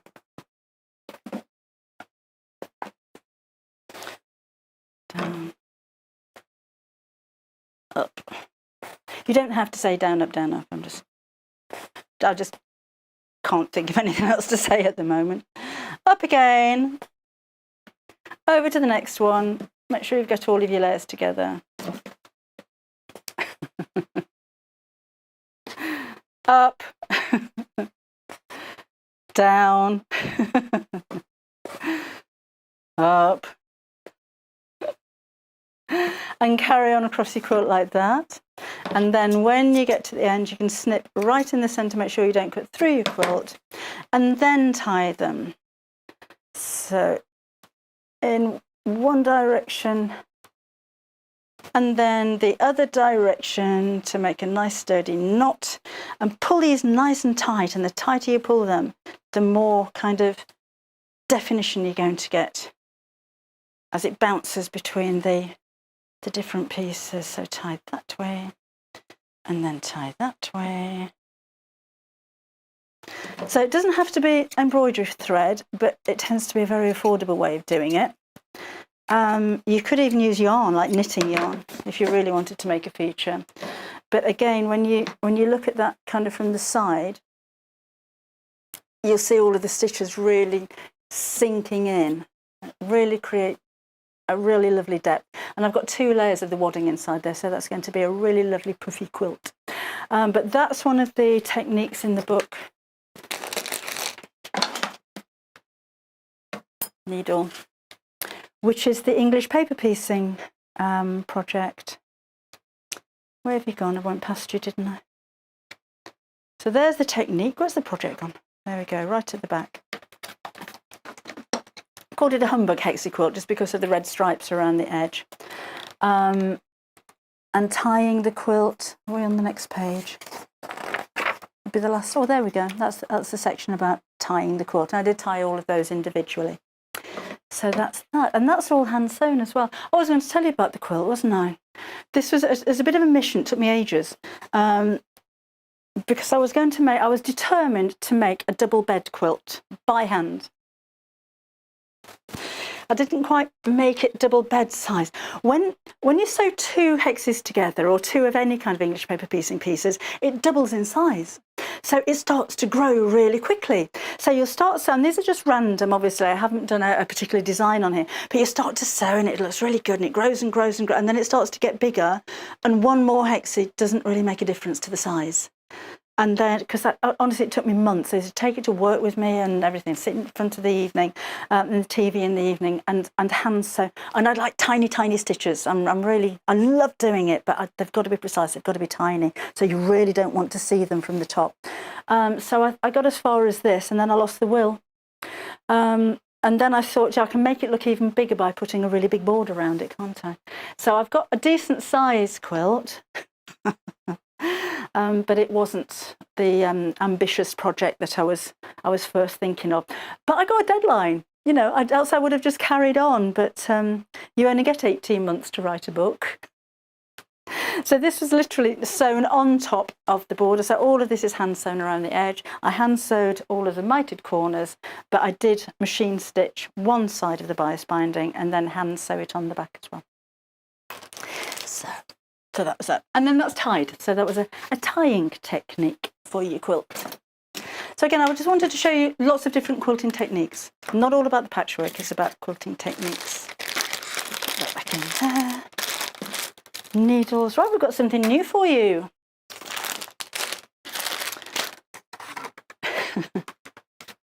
Mind you, beeswax. We've got beeswax for you. If you have thread that's coming off your spool, if you're hand sewing and it goes all curly, run it over the top of the beeswax and it'll come off really straight and perfect.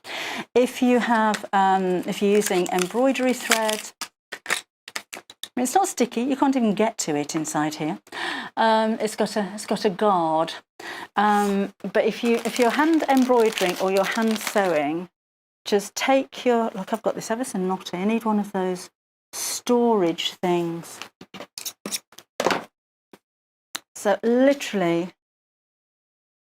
so it all bent, look. Drag it over the beeswax and it kind of straightens it all out. But it gives a nice smooth coating to it. If you're hand quilting a quilt or any kind of quilting project, if you're sewing anything by hand, even with your regular cotton threads or polyester threads, whatever you're using, just try dragging it over beeswax and you will find that you get such an easier sew. It kind of makes it slippy. So it's not going to leave any residue on your work. It's not going to leave anything sticky on your fabric. It's like putting conditioner on your hair. It just makes it really soft and silky and so much easier to sew, and it makes it easier to thread your needles as well. So £2.49. I know, £2.49, and then you've got £3.95 postage. And I know just what you're thinking. You're paying almost double for your postage as you are for your beeswax. If you've already ordered, maybe you've already got the book already, then you won't have any postage to pay at all. If you want to order this now and then come back again later on, you're not going to pay any more postage. So if you see some fabric that you like on the website, go ahead and pay your £2.49 and your £3.95 postage, but make sure you come back later on and order something else that won't have postage on it because you've already paid it for the day, and that's what's going to make it worthwhile. I wouldn't buy that on its own if you're not ordering anything else today. Don't hear that very often on Shopping Telly, do you? Don't order it on its own. We've got some quilter's tape for you as well. So this one, if you can't sew in a straight line, if your lines are a little bit wobbly, you have an exact 1/4 inch on the tape. So you can mark out your 1/4 inch seam allowance and sew against the edge of the tape. You could use this for cross hatching, whether it's straight lines or diagonal lines or straight line sewing at jaunty angles, it doesn't matter. So drag your tape over the top of your work. It's not going to leave a sticky residue. So it's only slightly tacky. It's single-sided, it's not the double-sided tape like you can rehem your trousers with. It's literally for you to leave, to draw a line to sew against. You can sew through it as well. Try and avoid that because you will have to pick it out afterwards. But it's just really useful. And you can use this maybe to put a line across your sewing machine to help you sew in a straight line there as well. It's £1.99. I know, you've got £3.95 postage. I'm not going through all that again, but you get the idea. Don't buy that on its own. I wouldn't pay that much postage when I'm spending £1.99. Oh, what else should we have a look at? Oh, and I was saying about the stuff that you use to hem your trousers. Oh no, Bondaweb.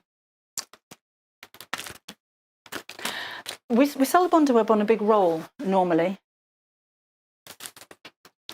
Don't know if you've got any left, but this is just a smaller version of it. So when I was using the chicken applique earlier on, then this is what I used. It's just in a smaller packet. So it's actually 17.5 centimetres by 1.2 metres, so just over a metre by just under half a metre in length. And that is £2.99. I know! And it's £3.95 postage. Don't buy it on its own. So we normally bring you a big roll like this, which I would prefer if you're doing a lot of applique. If you're just dipping the toe in the water, if you just want to have a go, you still got quite a big sheet there. Might have chopped this one up a little. Oh, you get more than that. You get a lot more than that. Don't open the bag. Open the bag. Okay. Right. All under £15 this half hour. And hang on, let me get in these. They're stuck down. Little diddy pair of scissors. Actually, these are really nice because they're sharp all the way to the point. They've even got a little guard on them when you get them home. They look quite vintage, I think, because they've got a lovely filigree kind of embroidery on them, and they come in their own little protective pouch. So if you want a pair of scissors to carry in your handbag, that's ideal because it's not going to get stuck in anything else that's in your bag or in your fingers when you put your hands in there, so it keeps it nicely protected. It's £3.99 with £3.95 postage. I'm not doing it again, but I wouldn't buy those on their own. However, if you went for this and the beeswax and the quilter's tape, all items that are around about the same price, then it's worth your £3.95 postage. And don't forget to put your book on there as well. So £3.99, and they are nice, sharp little scissors as well. They're not toys. It's not a gimmick. They're a really nice little pair of embroidery scissors or snips. And again, just £3.99 for those. Put that guard back on again. Something else that I think you're going to need if you're a beginner sewer, you'll need a tiny pair of scissors, you'll need a good pair of dressmaking shears, and you'll need some pinking shears as well. If you're dressmaking, use your pinking shears to finish your seams. If you don't have an overlocker, you don't have an over edge stitch on your sewing machine, you can use a zigzag stitch to finish your seams. I don't like a zigzag stitch on a finished seam because I find it puckers a little bit, but you can use your pinking shears, and basically these will stop your fabric from fraying. So as you cut it into it, you're cutting at tiny 45-degree angles. Woven fabric won't tear at a 45-degree angle. It'll tear on the grain in both directions, but it won't tear on a 45, so therefore it's not going to fray. So if you have a straight edge in your seam, eventually with more and more washing, this is going to fray more and more, and it can look really tatty and eventually weaken your seam. But simply by trimming away the excess of your seam allowance with a pair of pinking shears, you're going to make your garment last longer. And of course it's pretty, so if you're working with felt, then you can use that as a decorative stitch as well. Or even if you like the chicken applique, if you cut around the edge, it gives a fuzzy kind of look. You can give it a scrub with a scrubbing brush and it goes fluffy, so it's not going to fray, but with a pink edge you can make it go fluffy. So if you're using animal applique, then don't use that on felt. Don't fluff up your felt, it will shred. But if you're using woven cotton, that's quite a nice finish for you as well. Those are £14.99. That's a good price for a pair of pinking shears. I've paid an awful lot more for those before in the past. We've had a question from Sarah. Hi, Sarah. She says, loving the show. Good, thank you. Is there a pattern for the bird quilt? Is that my chicken quilt? It's in the book. And this is the book. There is, Sarah. It's in here. Actually, if you were to buy a pattern for a quilt like that, you'd probably pay about $7.99 for it. Getting 10 projects in here for $9.99. Where are you?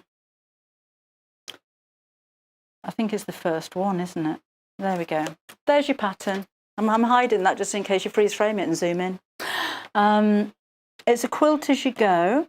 The little semicircle that was used for the chicken is in a template in the back of the book, and you can make it any size that you like.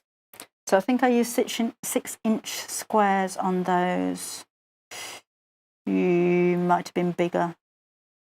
I wrote it so long ago, can't remember. Cut into 8-inch. Oh, 8-inch squares I used on that. Oh, I could measure it, couldn't I? So those 8. Let me show you.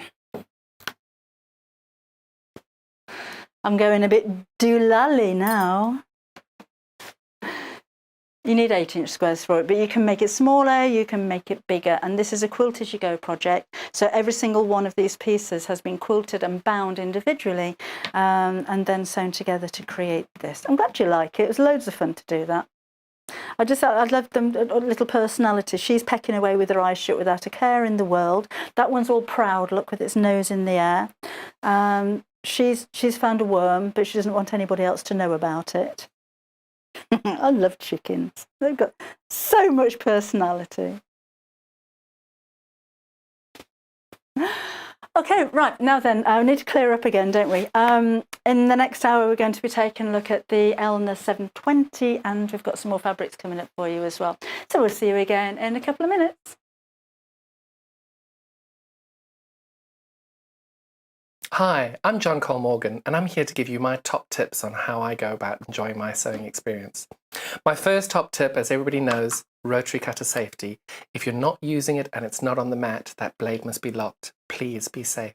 My second top tip is always buy more fabric than you need. If you don't have it, it's always going to sell out. You're going to struggle to find it, and when you do, it's going to cost you a lot more than when you were going to buy it originally. So buy it all. You always regret the bit you didn't buy. My next tip is, positive or negative, always listen to the advice and opinions of other people. Even if you ignore them, everybody has a different perspective, everybody has a different take on things, and it might help you along the way. The next top tip I have is always buy the most expensive and the most useful and the most practical for your brain product that works for you. Some people prefer different things. Buy what works for you. And my last tip is, this is fun, this is enjoyable, and make sure you are enjoying it. Because there's nothing worse than carrying on with something and hating it and not enjoying it. You need to make sure that you're having fun. Those are my top tips and how it is that I enjoy my sewing experience. I hope they help you, because they have helped me.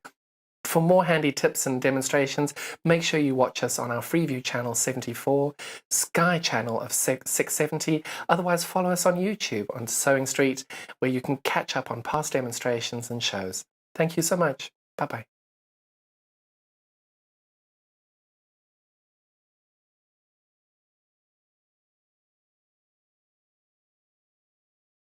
Hello there, I'm Debbie Shaw, and I would love you to join me on the first Monday of every single month for Sewing Street Surgery. Now, this is a dedicated hour where I answer your questions, and that could be questions about techniques, it could be questions about tools, it could be questions about new products, or maybe something that you've seen that you just don't understand. There's a lot of questions about tensions on sewing machines, and there's a lot of questions about working with different weights of fabrics. So if you have a question that you'd like to ask me, the easiest way to bring a question over to us is to go to our Facebook page and post your question on there. I will collate all of those questions throughout the week. If we need any new products for you, or if we need any new demonstrations, those will all be worked on leading up to that first Monday of the month. So do join me, Debbie Shaw, on Sewing Street Surgery on the first Monday.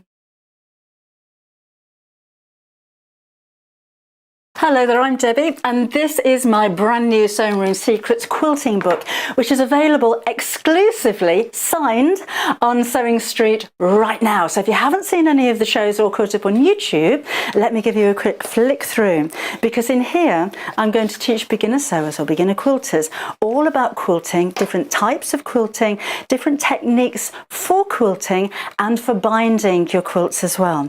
But not necessarily quilts that go on a bed. There's There's a quilted Christmas stocking tutorial. There's a quilted placemat tutorial, a quilted storage hanger tutorial. So very simple, achievable products for the beginner quilter to learn how to sew. So you can't buy this anywhere else at the moment.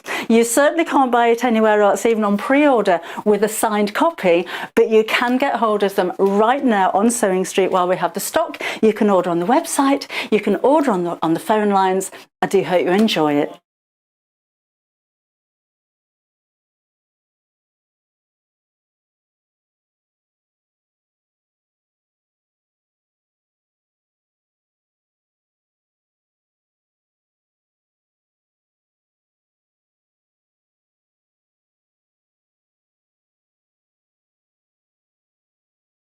Shopping with us couldn't be easier. If you want to shop online, then you can head to our website, www.sewingstreet.com. It will redirect you to our sister channel Jewellery Makers landing page. Don't worry, you haven't gone to the wrong place. We're simply using their website temporarily while we're building our own web shop. Scroll down past the Watch Live part and you'll see all of the products that you will have seen on air on today's live show. You can also shop our catalogue by clicking a category, clicking a product to view closer, and adding it to your basket. Once you're ready to check out, you will need to create an account, which is absolutely free to do so, but it will mean that you can check out on as many orders as you want throughout the day with still only paying one postage and packaging. If you'd prefer to speak to somebody in our UK-based customer service team, then you can do so via the free telephone line number 0800 001 4433. They will not only help you create an account, but will also help you with any of your online shopping. Hello, good morning. Welcome back again. How are you enjoying your bank holiday Monday? Have you got some sewing planned for the rest of the day? I don't even know what the weather's like outside at the moment. Is it nice? It wasn't too nice when I left for work this morning. It was actually quite chilly. But yeah, I'm glad you're having a nice day if you're having a nice day anyway. If you want to join us for a bit of sewing, we've got some fabulous things for you as well, because you can't sew without a sewing machine. Are you thinking about upgrading? Have you seen this 720 before and you think, oh, I'm tempted? Well, if it's about time you treated yourself, you're going to have such a lovely time with this sewing machine. But come and let me know. I'd love to know what you're up to. What are you making? What's your speciality? Or are you a complete beginner? Is it the first time you've seen us this morning? We've had so many new customers this morning. It's been so lovely to have you on board, and messages have just been coming through constantly. If you'd like to, by the way, message into the studio, go to our Facebook page. We've got two pages. There's the Sewing Street fans one, and there's the Sewing Street one. So if you go to the Sewing Street TV, and then go to visitor posts, and I've got my phone open at the moment, so if you send any messages through, they come directly to me live right now. So let us give you a quick look at this machine. This is the upgrade on my machine. I've just put it on a piece of quilting from the last one so I can spin it around, because I can't actually lift this machine. It is a solid aluminium frame. I have the Janome 6600 Memory Craft personally, which Janome and Elna they're the same company. So it's the same machine, but this one is the new and improved of the version that I have. The reason that I bought my machine is because it is cast, and not necessarily because I can't lift it, but it is so heavy, because then I know it doesn't matter how fast I sew, how thick a fabric I sew through, it's going to be sturdy enough, it's not going to shake all over the table. It is the most industrial looking machine I think that I've ever seen, and it really is. So this is plastic, but this is absolutely a solid base. The second reason I bought mine is because of the speed. I like to sew quickly. I like to do a lot of free motion embroidery if I'm quilting a large project. I sew a lot of homewares, so curtain making and Roman blinds and things like that are always on the go. And actually my daughter uses it now as well. She's doing a lot of dressmaking with it. So we want something that's going to be really, really fast. It's got loads of stitches. I didn't buy my machine because it has 200 stitches. In fact, very rarely do I use all of them.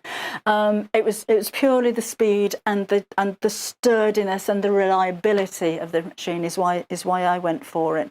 But again, this is a little bit has more features than mine has. 1,200 stitches per minute.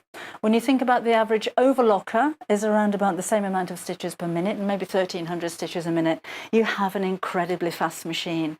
But don't worry about that, because if you don't want to sew quickly, you have a speed control on the front of the machine, which can slow the machine down as you're sewing with the foot pedal, but there's also a start-stop button, so you don't need to use a foot pedal to use the machine.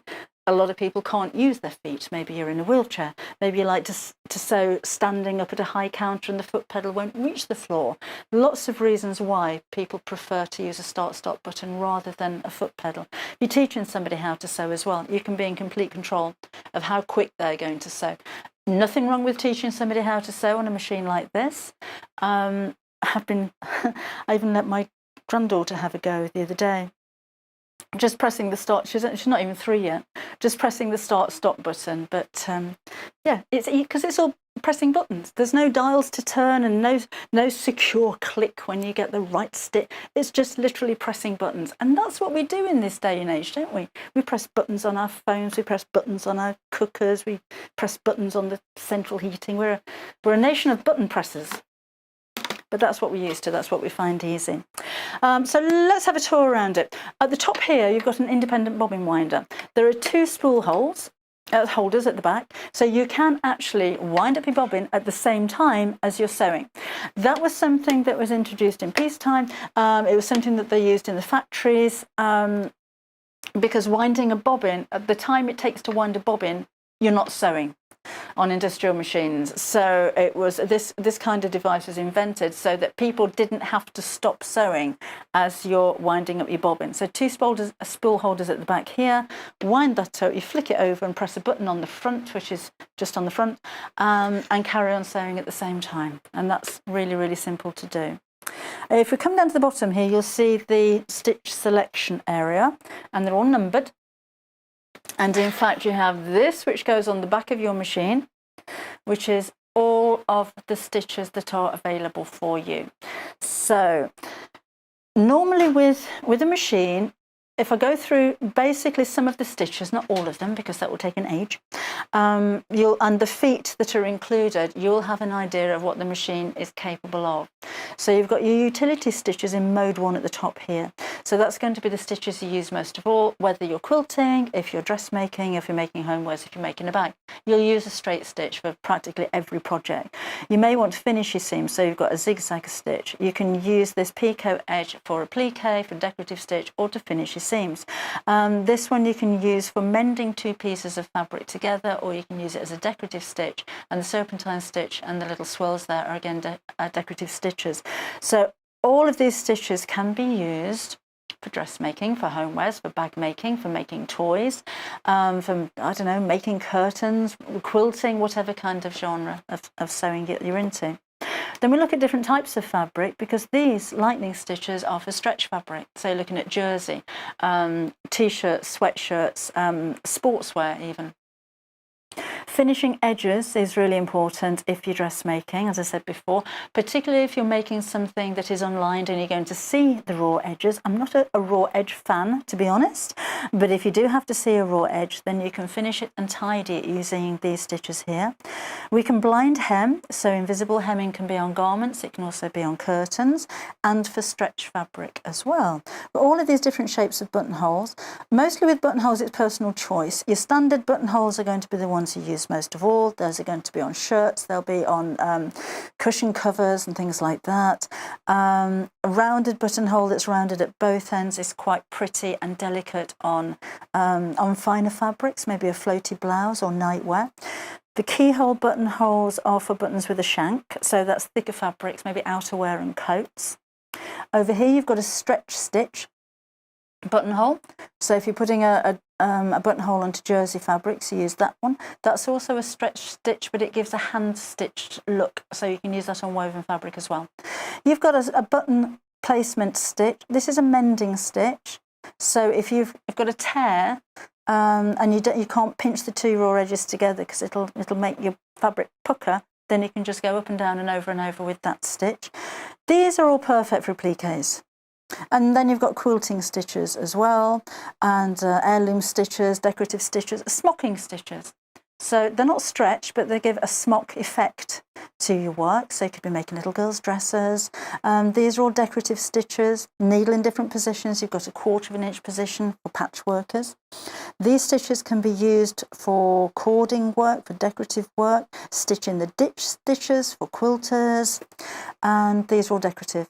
Lots and lots of them. Satin stitches, maybe around the edge of a tablecloth or a napkin, an apron pocket, something that you have already. All decorative. Some of these I haven't seen on any of the machines before, like the shoe. And there's a mannequin and a pair of scissors and a bobbin and a needle and thread. And you can actually join these stitches up together because you've got a memory on here as well. This is a nice little area to be. When I was saying earlier on that I like to sew really quickly, this is the professional grade needle plate selection of stitches. When you put the needle plate on, I'll show you that later, everything else will be greyed out. You won't be able to sew any stitches apart from these in red, and they're all variations of straight stitches. So your needle plate and the special foot that comes with this machine for use with that needle plate is for straight stitching, straight line sewing.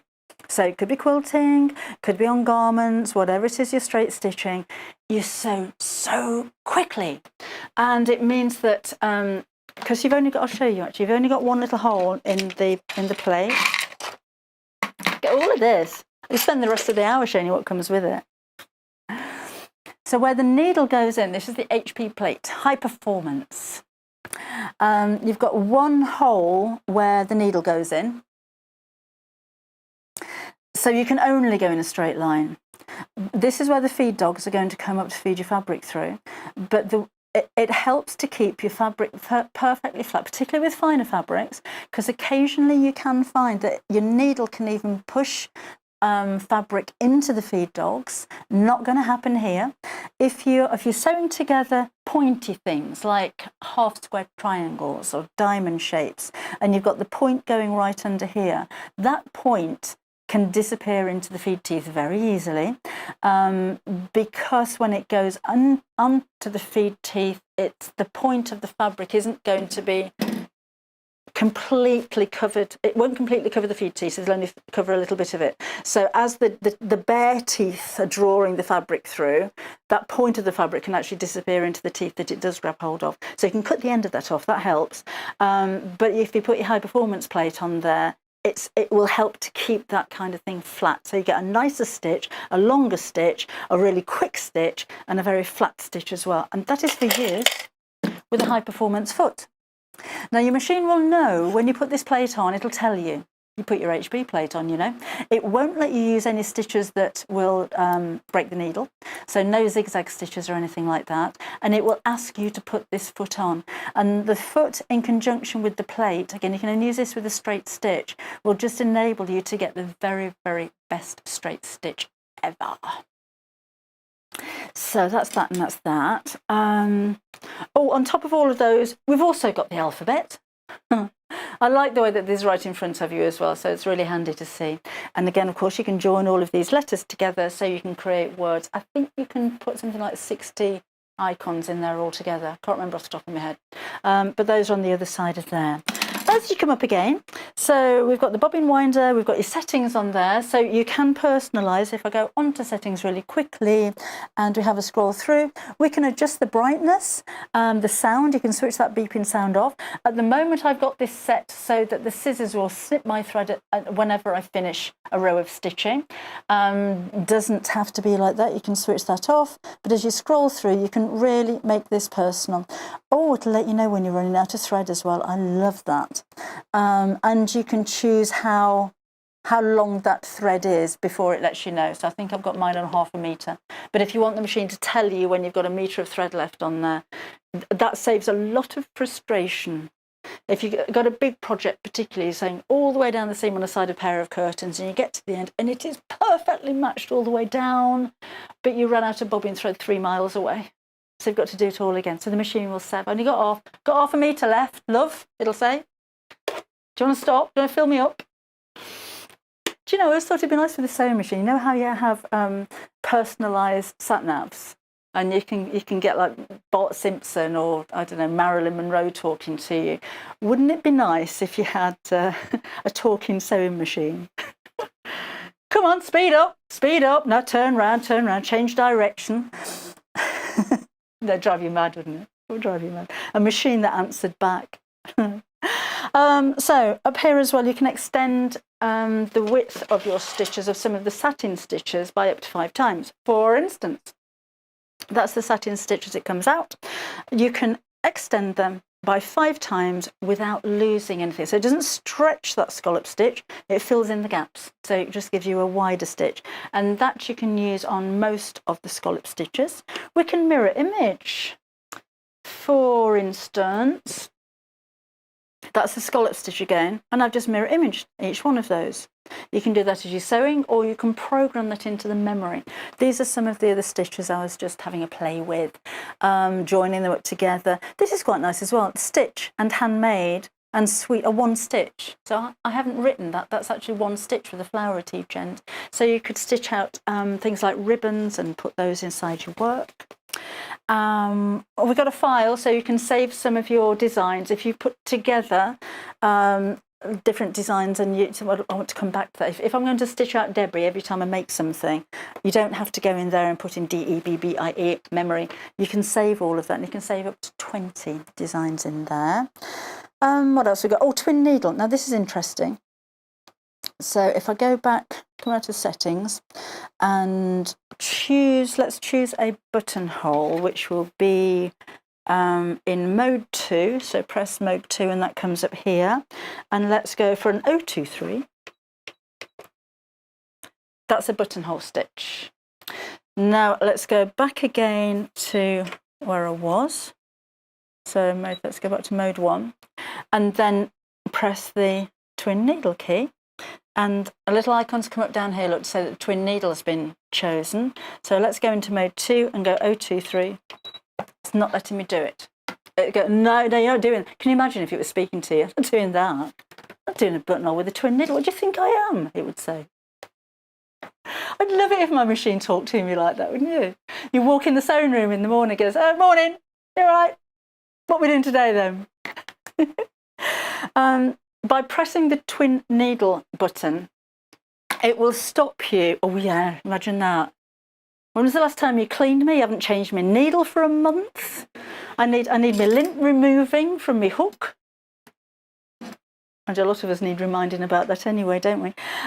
It won't allow you to choose a stitch that isn't appropriate for a twin needle, like a buttonhole. Why would you ever want a twin needle buttonhole? Because you wouldn't be able to make a hole in the middle of it. But a lot of the decorative stitches, so let's take a look at a 194. Not going to let me do it. That was the little the mannequin.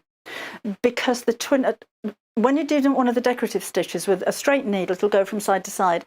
And obviously the decorative stitches have been designed to fit within the foot, because that's the way that it works. But if you've got a twin needle, that's going to take you, oh, we've got an extension table as well. That's the machine talking, isn't it? You forgot to mention me.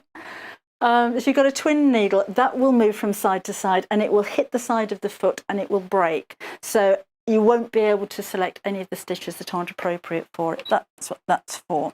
Over the side, you have your trimmer. We have Hannah upstairs in the office. We have Jo. Hannah's producing up there. She says hello in my ear. And we have Jo, who's directing from here, who's also camera operator over there. So just to explain, when I go from here to here, Jo has to run out of his gallery, around the back of the camera, over to the camera that you just is just in a relay. Over to the back of the camera, moves the camera so that we're over on this side now. Huh? See, like that. And if I go back to this side,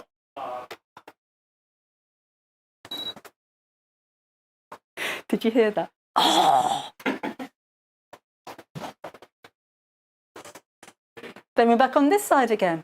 But what we were doing, because we've seen this bit now, we're going to look at this side over here.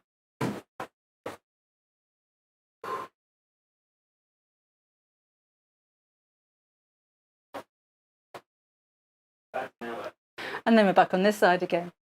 Oh, Joe. No, he says it's not coming out. When you do...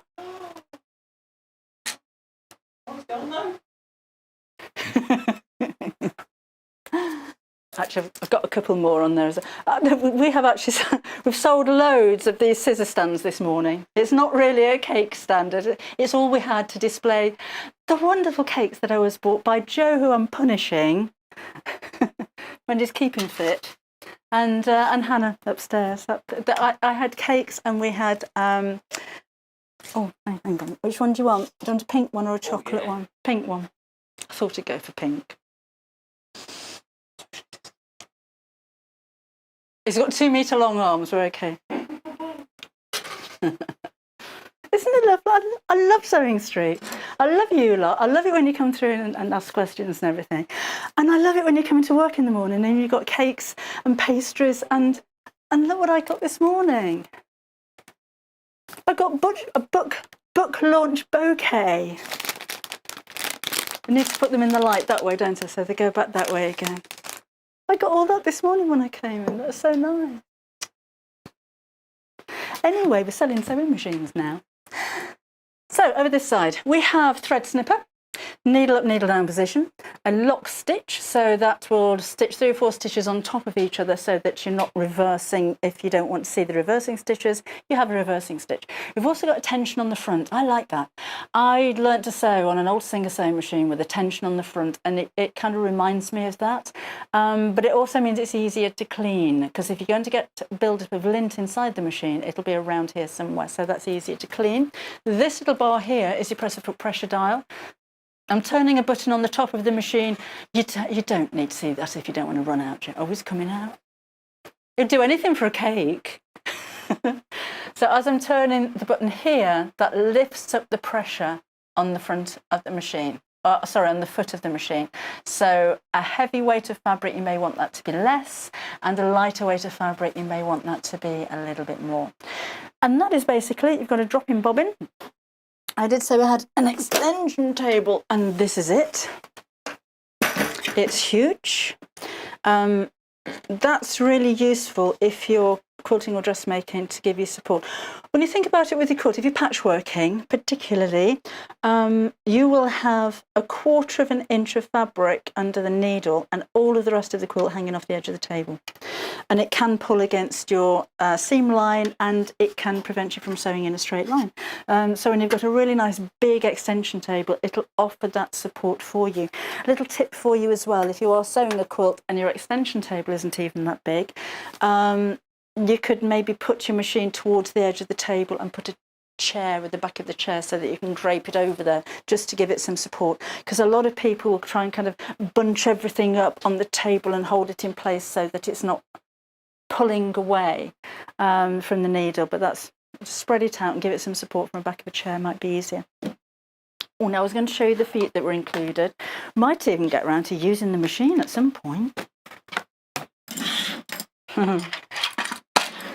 So, if you have a look back on our YouTube channel, actually, there are some full demonstrations on there as well with the machine, taking you through how to use it and all that kind of thing. We have a walking foot. This is included. And this literally, it goes on in the same way as your foot does. So this goes around the screw in the ankle of your machine, and this clips into the back.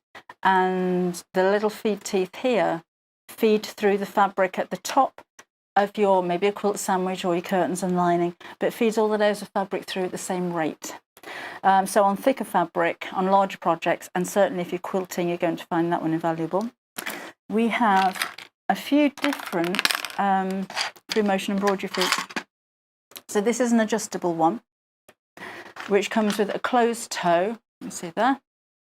And you can take that off and you have an open toe, and then you will have something that looks like a plastic dish, that's it, which clips onto here as well, and that has 1/4 of an inch guide around it. So it's dome shaped, so if you're sewing over fabric with a pile-on, that will help to keep it flat, but your 1/4 of an inch markings can help with echo quilting. If you're not sure what echo quilting is, I've got a book, you know. going to launch today. Yeah, that's what she's doing over there. Open-toed foot for applique work. That's the standard foot which will be on the machine when you get it home, so that's a standard or a zigzag foot. We have a 1/4 inch foot with a guide on the side, so that again is for patchwork. You have a blind hem foot for invisible hemming, garments, curtains, a zipper foot you would expect to have your sewing machine. You have a button placement foot to go with that button stitch. The blue bits are silicone, which help to stop the the button from slipping as you're sewing. That's a rolled hem foot, so you can do a hem that is around about 1 millimetre folded over twice. This is an over edge stitch foot. So you've got a guide on the side. I'll put those away later. The little bars in the centre help to keep the fabric flat as you're sewing, and the stitch will go around the edge of your fabric to help it stop fraying. We have a buttonhole foot and a little bit of metal included, which is for sewing through thick fabrics. So that will sit underneath, and your thick fabrics, maybe making buttonholes on a coat, sit in between the two pieces here. That helps to keep the layers from shifting as you're sewing. And I think that's about it. Apart from your spare bobbins and your needles, you get a twin needle included as well, and your screwdrivers and spool holders and net caps and all of that thing that you would expect to find with a sewing machine. So that's half an hour of a tour around the machine and all of the feet that are included. Can you imagine the possibilities with this machine? There's so much you can do with it. It's amazing.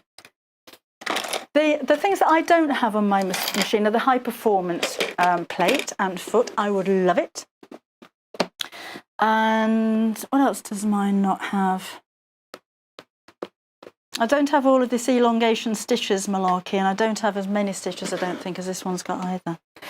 So proper upgrade, this one. Feed teeth you drop at the bottom. It comes with a knee lifter as well, which goes in the front here. So if you're free motion embroidering particularly, and you want to leave your hands on your work while you're sewing, you can just use your knee to lift up the foot. The screw thing at the front here, sometimes when I showed you the darning stitch earlier on, sometimes they can kind of shift a little bit so it's not square, or if you sew out a practice buttonhole and it's not quite square, then you can adjust that with the button there. And I think that's your lot. Amazing, isn't it? All of your instructions are included there as well, and they're really, really easy to follow. And you're getting a 2-year warranty from Elna as well. Elna, if you haven't heard of them, are a UK-based company. They're based in Stockport in Cheshire, and they're very nice people, which is another reason why I like to deal with them. You're spending nearly £1,400 for goodness sake. So I'd like to know that if I have a question, there's going to be somebody there that can answer me.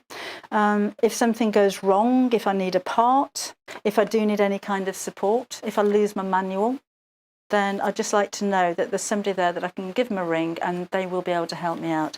And I've actually been in the offices at Elna when people have been phoning into customer services, and they are very helpful people. Right, we'll be back. I just wanted to show you my finger. This is the iron finger. Actually, this should have been in the show earlier on, and we were out of stock, which is why we didn't bring it to you. But stock has literally come in, even on a bank holiday Monday. So we do have it in stock now, so I want to show you what this is all about. It's called an iron finger, which sounds like a superhero, but because you can use it with an iron. It's not made out of iron, it's made out of silicone. But it's the same kind of stuff that you can, when you get silicone trays and baking implements and things like that you can use in the oven. It's the same kind of stuff, but this one has several uses. So if we just show you, have I got my iron on? Yes, I do. And let's see if we can find something with a seam. Funny that. Got one just there, like it was planned and everything. Now then, a couple of reasons I like this.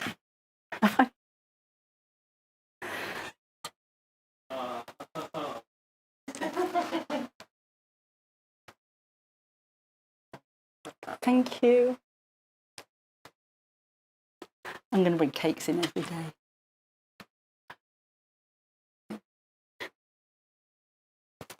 knocked it off.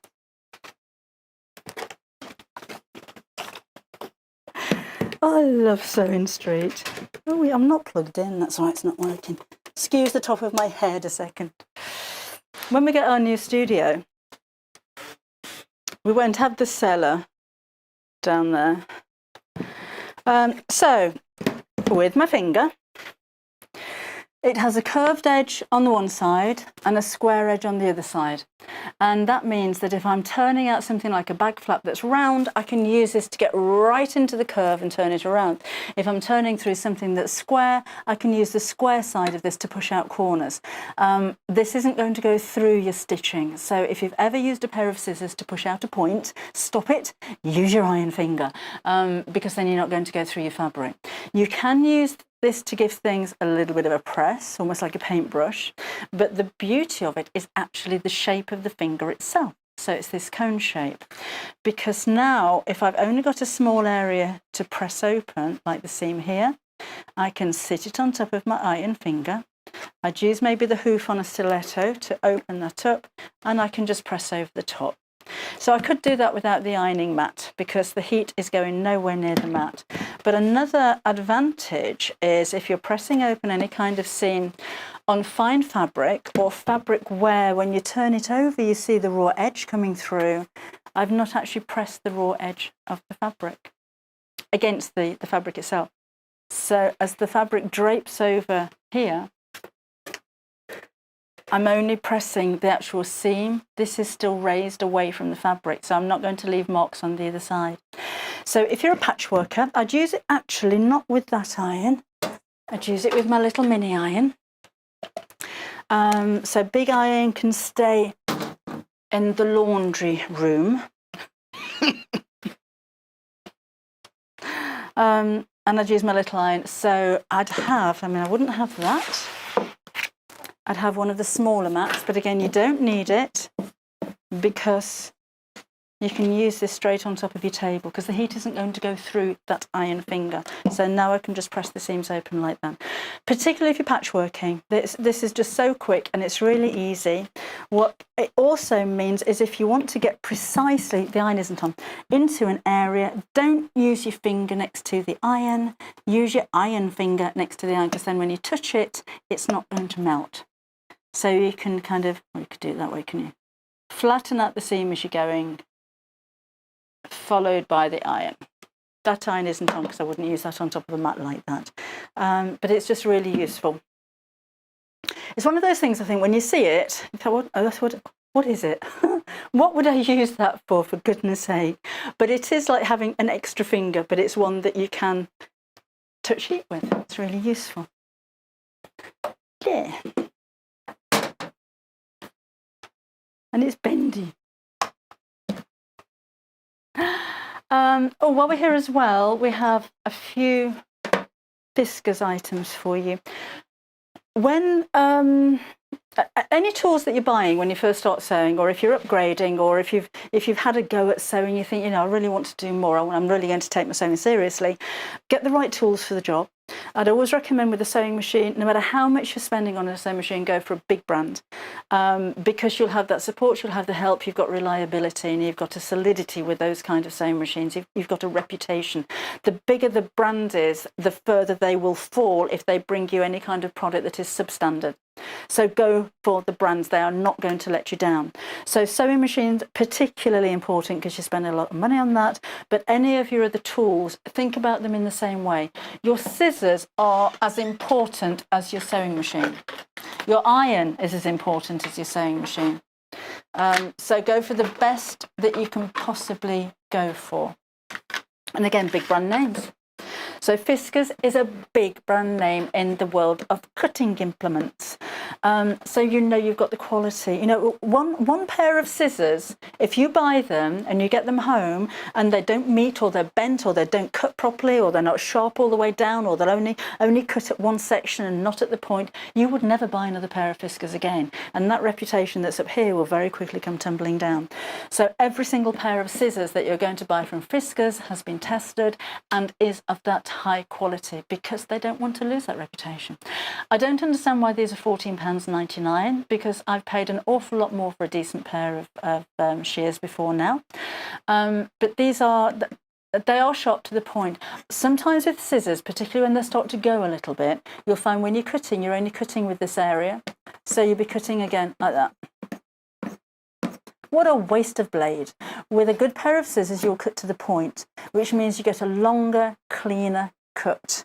So no little chopping marks. And particularly if you're cutting larger pieces of fabric, if you're cutting maybe the back of a quilt, or if you're cutting up a pair of curtains, or even dressmaking for that matter. And they're comfortable. They're right-handed scissors, but they're a really comfortable fit. And you get a sleeve to go over the top. You have a cover to go over that as well, to protect you, but more importantly, to protect your scissors, because we don't want to be dropping those. We do have, I can hear you saying, right-handed scissors. What about me? I'm left-handed. We haven't left you out. We do have left-handed scissors, and these are they. So these have got the red handles. These are £14.99. And they're 21 centimetres, which is from the bottom of the handle there all the way down to the point. If you're left-handed and you've never used left-handed scissors, hurts, doesn't it, eventually, when you're using scissors that are designed for the opposite hand. So it's nice to have some that are designed just for you. And you tend to find that you don't cut as well using scissors with the wrong way round, if you like. And you can see the way the blades sit, actually. The difference between right and left-handed isn't just that the handles are twisted round the other way. The blades are the opposite way round as well. So these are 21 centimetres. So again, that's from the handle down to the tip of the blade. And although it says general purpose, they're a shear. So they're going to be perfect for cutting through fabric. And again, £14.99 is a fabulous price for quality scissors. We have embroidery scissors. And these are used for applique. I'll use these. I've got exactly the same scissors. They're probably in my basket down there, actually, which I use for very small or fine work. So if you're snipping threads for embroidery designs, if you've got jump stitches, these are perfect. You can just get in there and snip away tiny little areas. But I find them really useful for applique, particularly when they're very intricate designs, and I've got lots of corners to go around and things like that. And these are scissors, so they are left or right-handed, it doesn't matter. Difference between scissors and shears is the shape of the handle. Scissors have symmetrical little handles like that are used with your thumb and one finger, whereas shears have a bent handle and you put your whole hand through those. So that's the difference, if you didn't know. 13 centimetres, again, we'll take from the bottom of the handle all the way to the tip of the point. For £13.99. Then we have your spring action snips. If you're new to sewing, you'll need shears. You'll need little scissors, you'll need pinking shears, you'll need paper scissors, purely to stop other people using your scissors to cut paper with. And then you'll find a little pair of snips really useful. These aren't an essential, but they're very useful. And these particularly if you have dexterity problems, because you probably find with scissors, if you've got problems with your hands, like I'm starting to get in my knuckles, the closing of the scissors is quite easy. The opening of the scissors can be more difficult. So that's simple. That's a little bit more difficult. So with your snips, that's the easy bit. The more difficult bit, it springs back open again. And these, again, are really sharp. Left or right-handed, ergonomical handles, so you've got a soft grip, so it's nice and comfortable. And they lock. So always get into the good habit, just like you would do with the rotary cutter, of locking that over, because otherwise you've got a very sharp blade which is open like a pair of jaws. It looks like a stork, doesn't it? It's like a bird or a crane. But these are very, very, very pointy and they're very, very sharp. So do get into the good habit of just locking those over when you're finished using them. And again, they're just £14.99. Now, if you We've got a couple of people asking about our cake stand. Oh, here we go. Oh.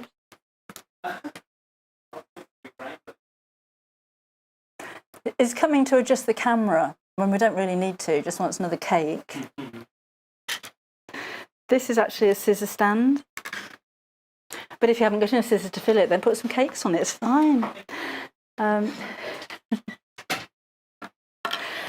Your scissors just pop in here. And it holds 18 pairs of scissors. If you don't have 18 pairs of scissors, you can you can put your finger in it. You can put your pencils in it. But it's designed as a scissor stand. I do like to be organised in my sewing room, I have to say, but nothing like, one of the most important things I like to have organised is anything with a sharp blade. I don't want any surprises. Personally, I don't keep anything in drawers like that. I don't even keep my sharp knives in the kitchen in a drawer, because there's going to be a chance that you pull the drawer open, you put your hand in without looking, and you touch the wrong end of the knife or the scissors. So I always like to have my scissors where I can see them. And I like to keep them tidy. I don't want them dropping on the floor. I don't want them being knocked off my sewing surface. So this is a perfect way of storing your scissors. Not just because it's dangerous. I know I don't want to get a pair of scissors in my feet, but you can damage your scissors. If your scissors fall on their point like that, you can buckle those two blades and there is no way they're going to go back again. So, I mean, scissors can cost a lot of money. When you're thinking about how much money you're spending here, you know, you've got probably about £30 worth, if not more, of scissors just in those 3 pairs. So look after them. So 18 pairs of scissors you can hold for £18.99. And it's not important at all, but doesn't it look stylish as well? That's a nice piece of furniture to have in your sewing room. And you can keep cakes on it. So if you don't have 18 pairs, so I'm sure we had 8 cakes to start with. Actually, they're getting a bit soft. We're going to have to eat those. How long have we got? We've got 15 minutes. It says the chocolate one's very good. So that's make a nice gift as well. If you know somebody that sews and it's a birthday coming up, or you're thinking ahead to Christmas time. It's coming out again, I don't know.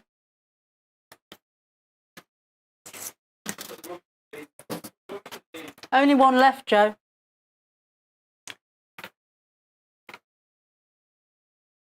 He was putting the rubbish in the bin, he said. He came out of the gallery salivating to put his cake wrapper in the bin. There you go.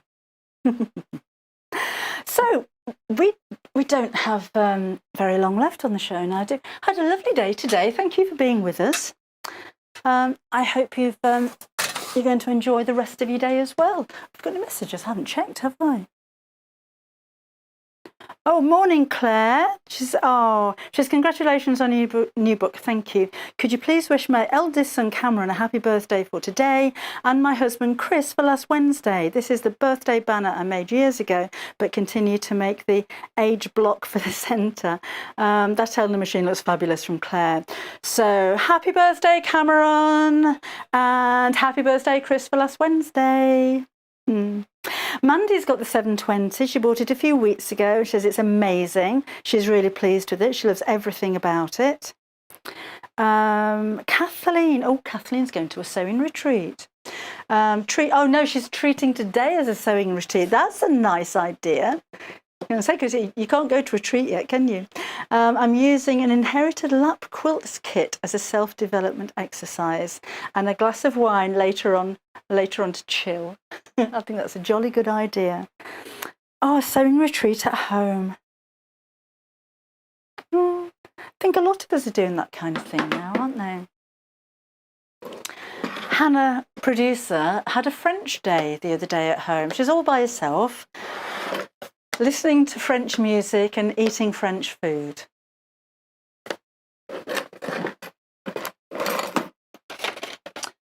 Right, we have it's down here, sorry. I've got a guillotine. I love my rotary cutter. I use an Alpha rotary cutter, ruler and mat, and I use a 6-inch ruler by 24, which is about this size. Most of my projects will include the rotary cutter, or will involve the rotary cutter, because it gives a really, really accurate cut. When I've spoken to people before, taken workshops or anything like that, a lot of people are nervous about using a rotary cutter. They are incredibly sharp. This is the one that I use, and you need quite a steady hand. and a lot of people are a little bit wobbly.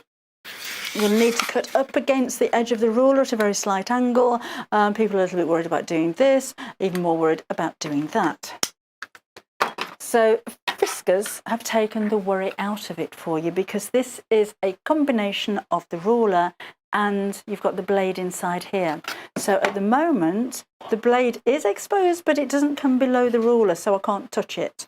So it's safe. I mean, just don't turn it over the other way. You can't get to that blade anywhere around here. It only works when you put slight pressure onto the handle as you cut. So I'll show you that first of all. Look at that nice clean cut. A rotary cutter means that if you just need to trim that much, you can trim that much fabric away. What you also notice is, when I bring you a rotary cutter, I say always cut away from you. You never cut that way, you never cut that way, you never cut this way. Always cut away from you because the blades are so sharp. With this one, I'm not anywhere near the blade, so I can go backwards and forwards and backwards and forwards. And I've got these tiny little strips. And I can bring this towards me because I'm not exposing the blade, so it's not dangerous. So you can be really accurate. You've got the measurements on here as well, so it's just like a regular ruler. There's a white outline with a black centre, and that means that if you're cutting a dark fabric, you've got the lighter markings that stand out. If you're cutting a light fabric, you'll have the dark markings standing out. So you're always going to be able to see your markings all in inches, and you've got 1/8 of an inch increments as well. We've also got your 30 and 45 degree angles. So if I wanted to cut something on the bias, I would true up the fabric. I've got the 45 degree line across here. So that goes up to my straight edge, and there's my perfect 45 degree angle. If I'm cutting bias binding, I tend to use a 1-inch finish bias binding, which means cutting a 2-inch strip of fabric. So if I put this on, move that out of the way. If I put that on the 2-inch line here, I can move that along as well. Didn't quite cut all the way through. I can cut my perfect, that wasn't the 2-inch mark at all, was it? But I can cut the perfect, the perfect strip every single time. That's the 2-inch mark. It's the one that says 2. And because you've got that nice long, there we go, ruler, your fabric, that's 2 inches. As your fabric comes off the bolt, most quilters will buy fabric off the bolt, and it will be 44 inches wide, folded in half, so it's 22 inches. So when it comes to you and you're cutting out your strips, it's already 22 inches long. This is 24, so the ruler will be longer than the fabric, so you can go the whole length of the ruler to cut your strips without having to refold your fabric again. Make sure you go for a large cutting mat if you're going to do that, because if you've got a little cutting mat, then you can only do little cuts, even though you've got such a big ruler. Made by Fiskars again, so you've got that quality. I think they've been around since 1640 or something amazing like that.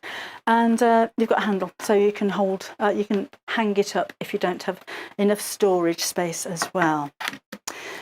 So £64.99. You've got peace of mind, you have accuracy, and you've got quality in there as well.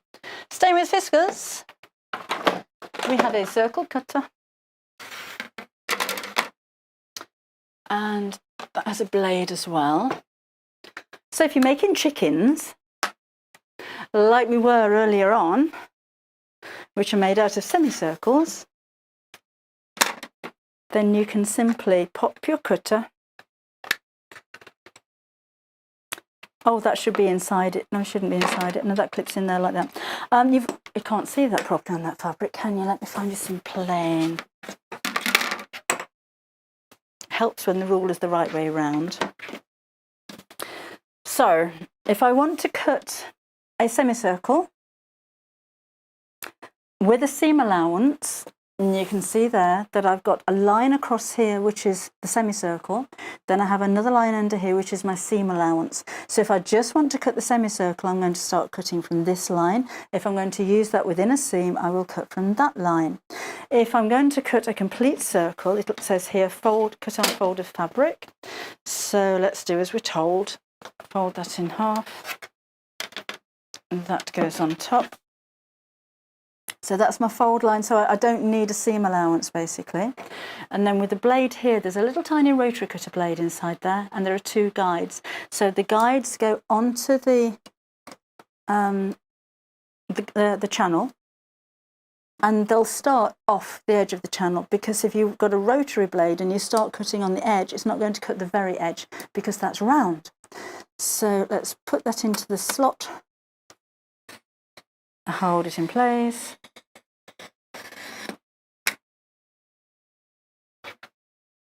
And there's my perfect circle. And this actually spins around as well, so you don't have to follow it all the way around like this. You can do it all in one direction. And there is a perfect circle. Difficult to do that, isn't it? To cut a perfect circle without a template. You can go up to 12 inches, and those are all in half-inch increments. So semicircles, full circles, or if you just need to cut an arc, then you're going to get the perfect cut every time. And again, it's safe, because when you're not pressing down on that, you don't expose the blade. So clever, isn't it? That's £31.99.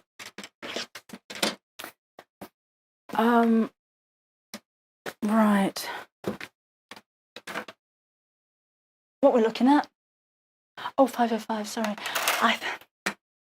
In my ear, I've got tinnitus. I've had it quite badly. So I mishear things all the time. The word I use most at home is pardon, and I think I drive the whole family mad. But I just heard in my ear, can we go to the fly spray? Got any fly spray? What's the fly spray? The flies in here? 505 spray.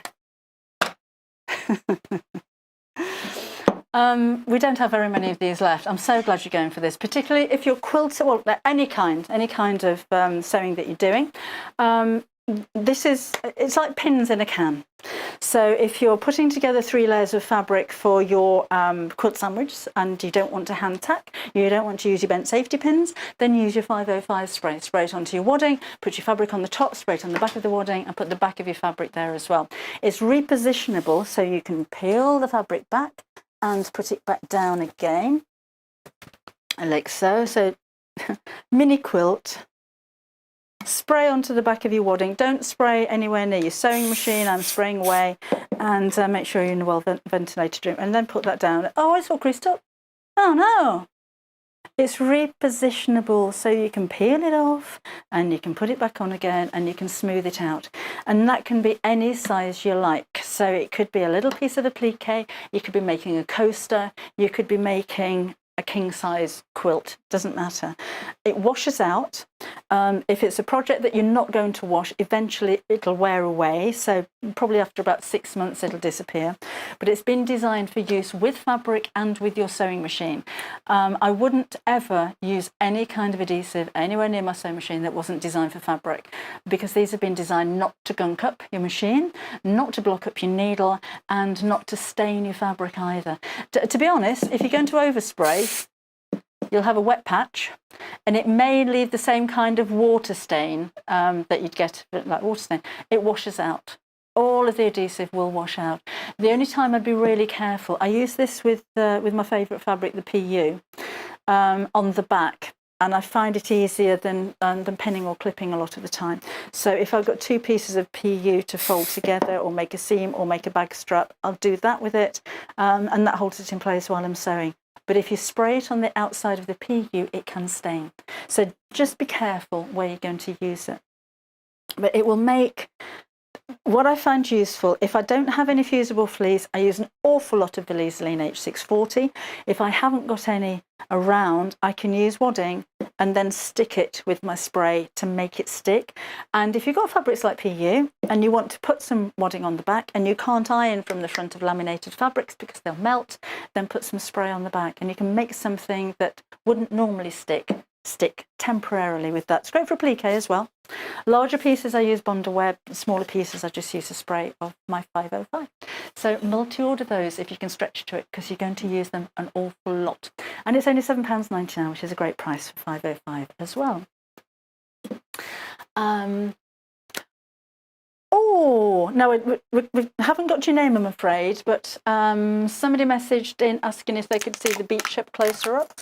This is stuck down. This is one of the projects from my book. Have you not heard about the book? I'm sure I've bashed on about it for long enough now. It's a storage pockets. My book, if you haven't seen it yet, everybody in the world and his brother's seen this book now. It's about quilting techniques. Quilting and patchwork are always associated together. I've separated them and I've just brought you quilting techniques. There is some patchworking as well, but it's more about the different quilting techniques. So this is a quilting technique. It's not a quilt, it's not patchwork. You wouldn't look at that and think, oh, nice bit of quilting. But it is, because I've sewn through the layers of fabric. So this is applique. All of the patterns and templates are in the book. And this is the quilting bit. And this is the quilting bit. And these are pockets. So I've kept it firm with, that's a Bosal foam. I've put a little thing on the back to hang it up with as well. Bias bind, or how to make bias binding and how to apply it is in the book as well. These have got nice mitered corners, and they change colour as well as you go from the blue to the yellow, which I thought was a nice little touch. This is machine stitched, but you could use free motion embroidery. Free motion embroidery is explained in there as well. And I've used Bond Web behind there because it is raw edge. So it's it'll fray a little bit, but not an awful lot, because that's been stuck down really well. And this is another one of those things that you can make any size you like. I could have sewn in between here to make 3 smaller pockets or pen pockets, but it was fun and it's quick and it's achievable and it's nice and summery. So that's one of the projects in the book. So I'm sorry I can't remember your name who messaged in, but all of your instructions are in there. So I've had so many messages from you this morning. I've had a really lovely day. Thank you for the support with the book. Honestly, I've never signed so many books. We've never sold so many books on any book launch that I've ever brought anywhere. So thank you so much for that. I hope you like it. And please do show me pictures of what you've been making from it, or let me know what you think about it. If you've been thinking about quilting before and you thought, I don't really know where to start, I don't get the jargon. I don't know what a quilt sandwich is. I don't know what stitching in the ditch is. Then this is a book that I've written for you. If you're a really experienced sewer, quilter, you might not learn anything. Oh, just really quickly, it's for beginners. There is a golden ticket in one of these books that looks just like this, and whoever picks out the golden ticket from their book will win the bag from the book, the actual bag that I show you how to make in the book. So I want to hear from you as well. I want to see a picture of you with your bag. And where you go, oh, mind you won't be going anywhere with it, will you? Where you're planning on going with it. It's £9.99. There's all of the different techniques taking you through to 10 projects. These are all those around me. So there's quilt as you go. There is a bit of patchwork. These are all signed as well. That's the mini chicken quilt that everyone seems to have fallen in love with. Different ways of binding. There's your beach hut instructions, look. Bit of trapunto with the Christmas stocking. There's the table runner. That's using ruler work. So that's explained in here as well. Different types of quilt as you go. That's the bunting quilt. There's some Bargello, English paper piecing. Big stitch quilting. So it's not all about quilts, it's about the quilting. For £9.99. Okay, let's take a look at what's coming up tomorrow. So on Tuesday morning we have Fabulous Fabrics at 8 o'clock, a yo-yo bag with Sarah Bolam at 9 o'clock in the morning, so she's made a video for us, which is very kind. And at 10 o'clock in the morning we have dressmaking with tools and fabrics.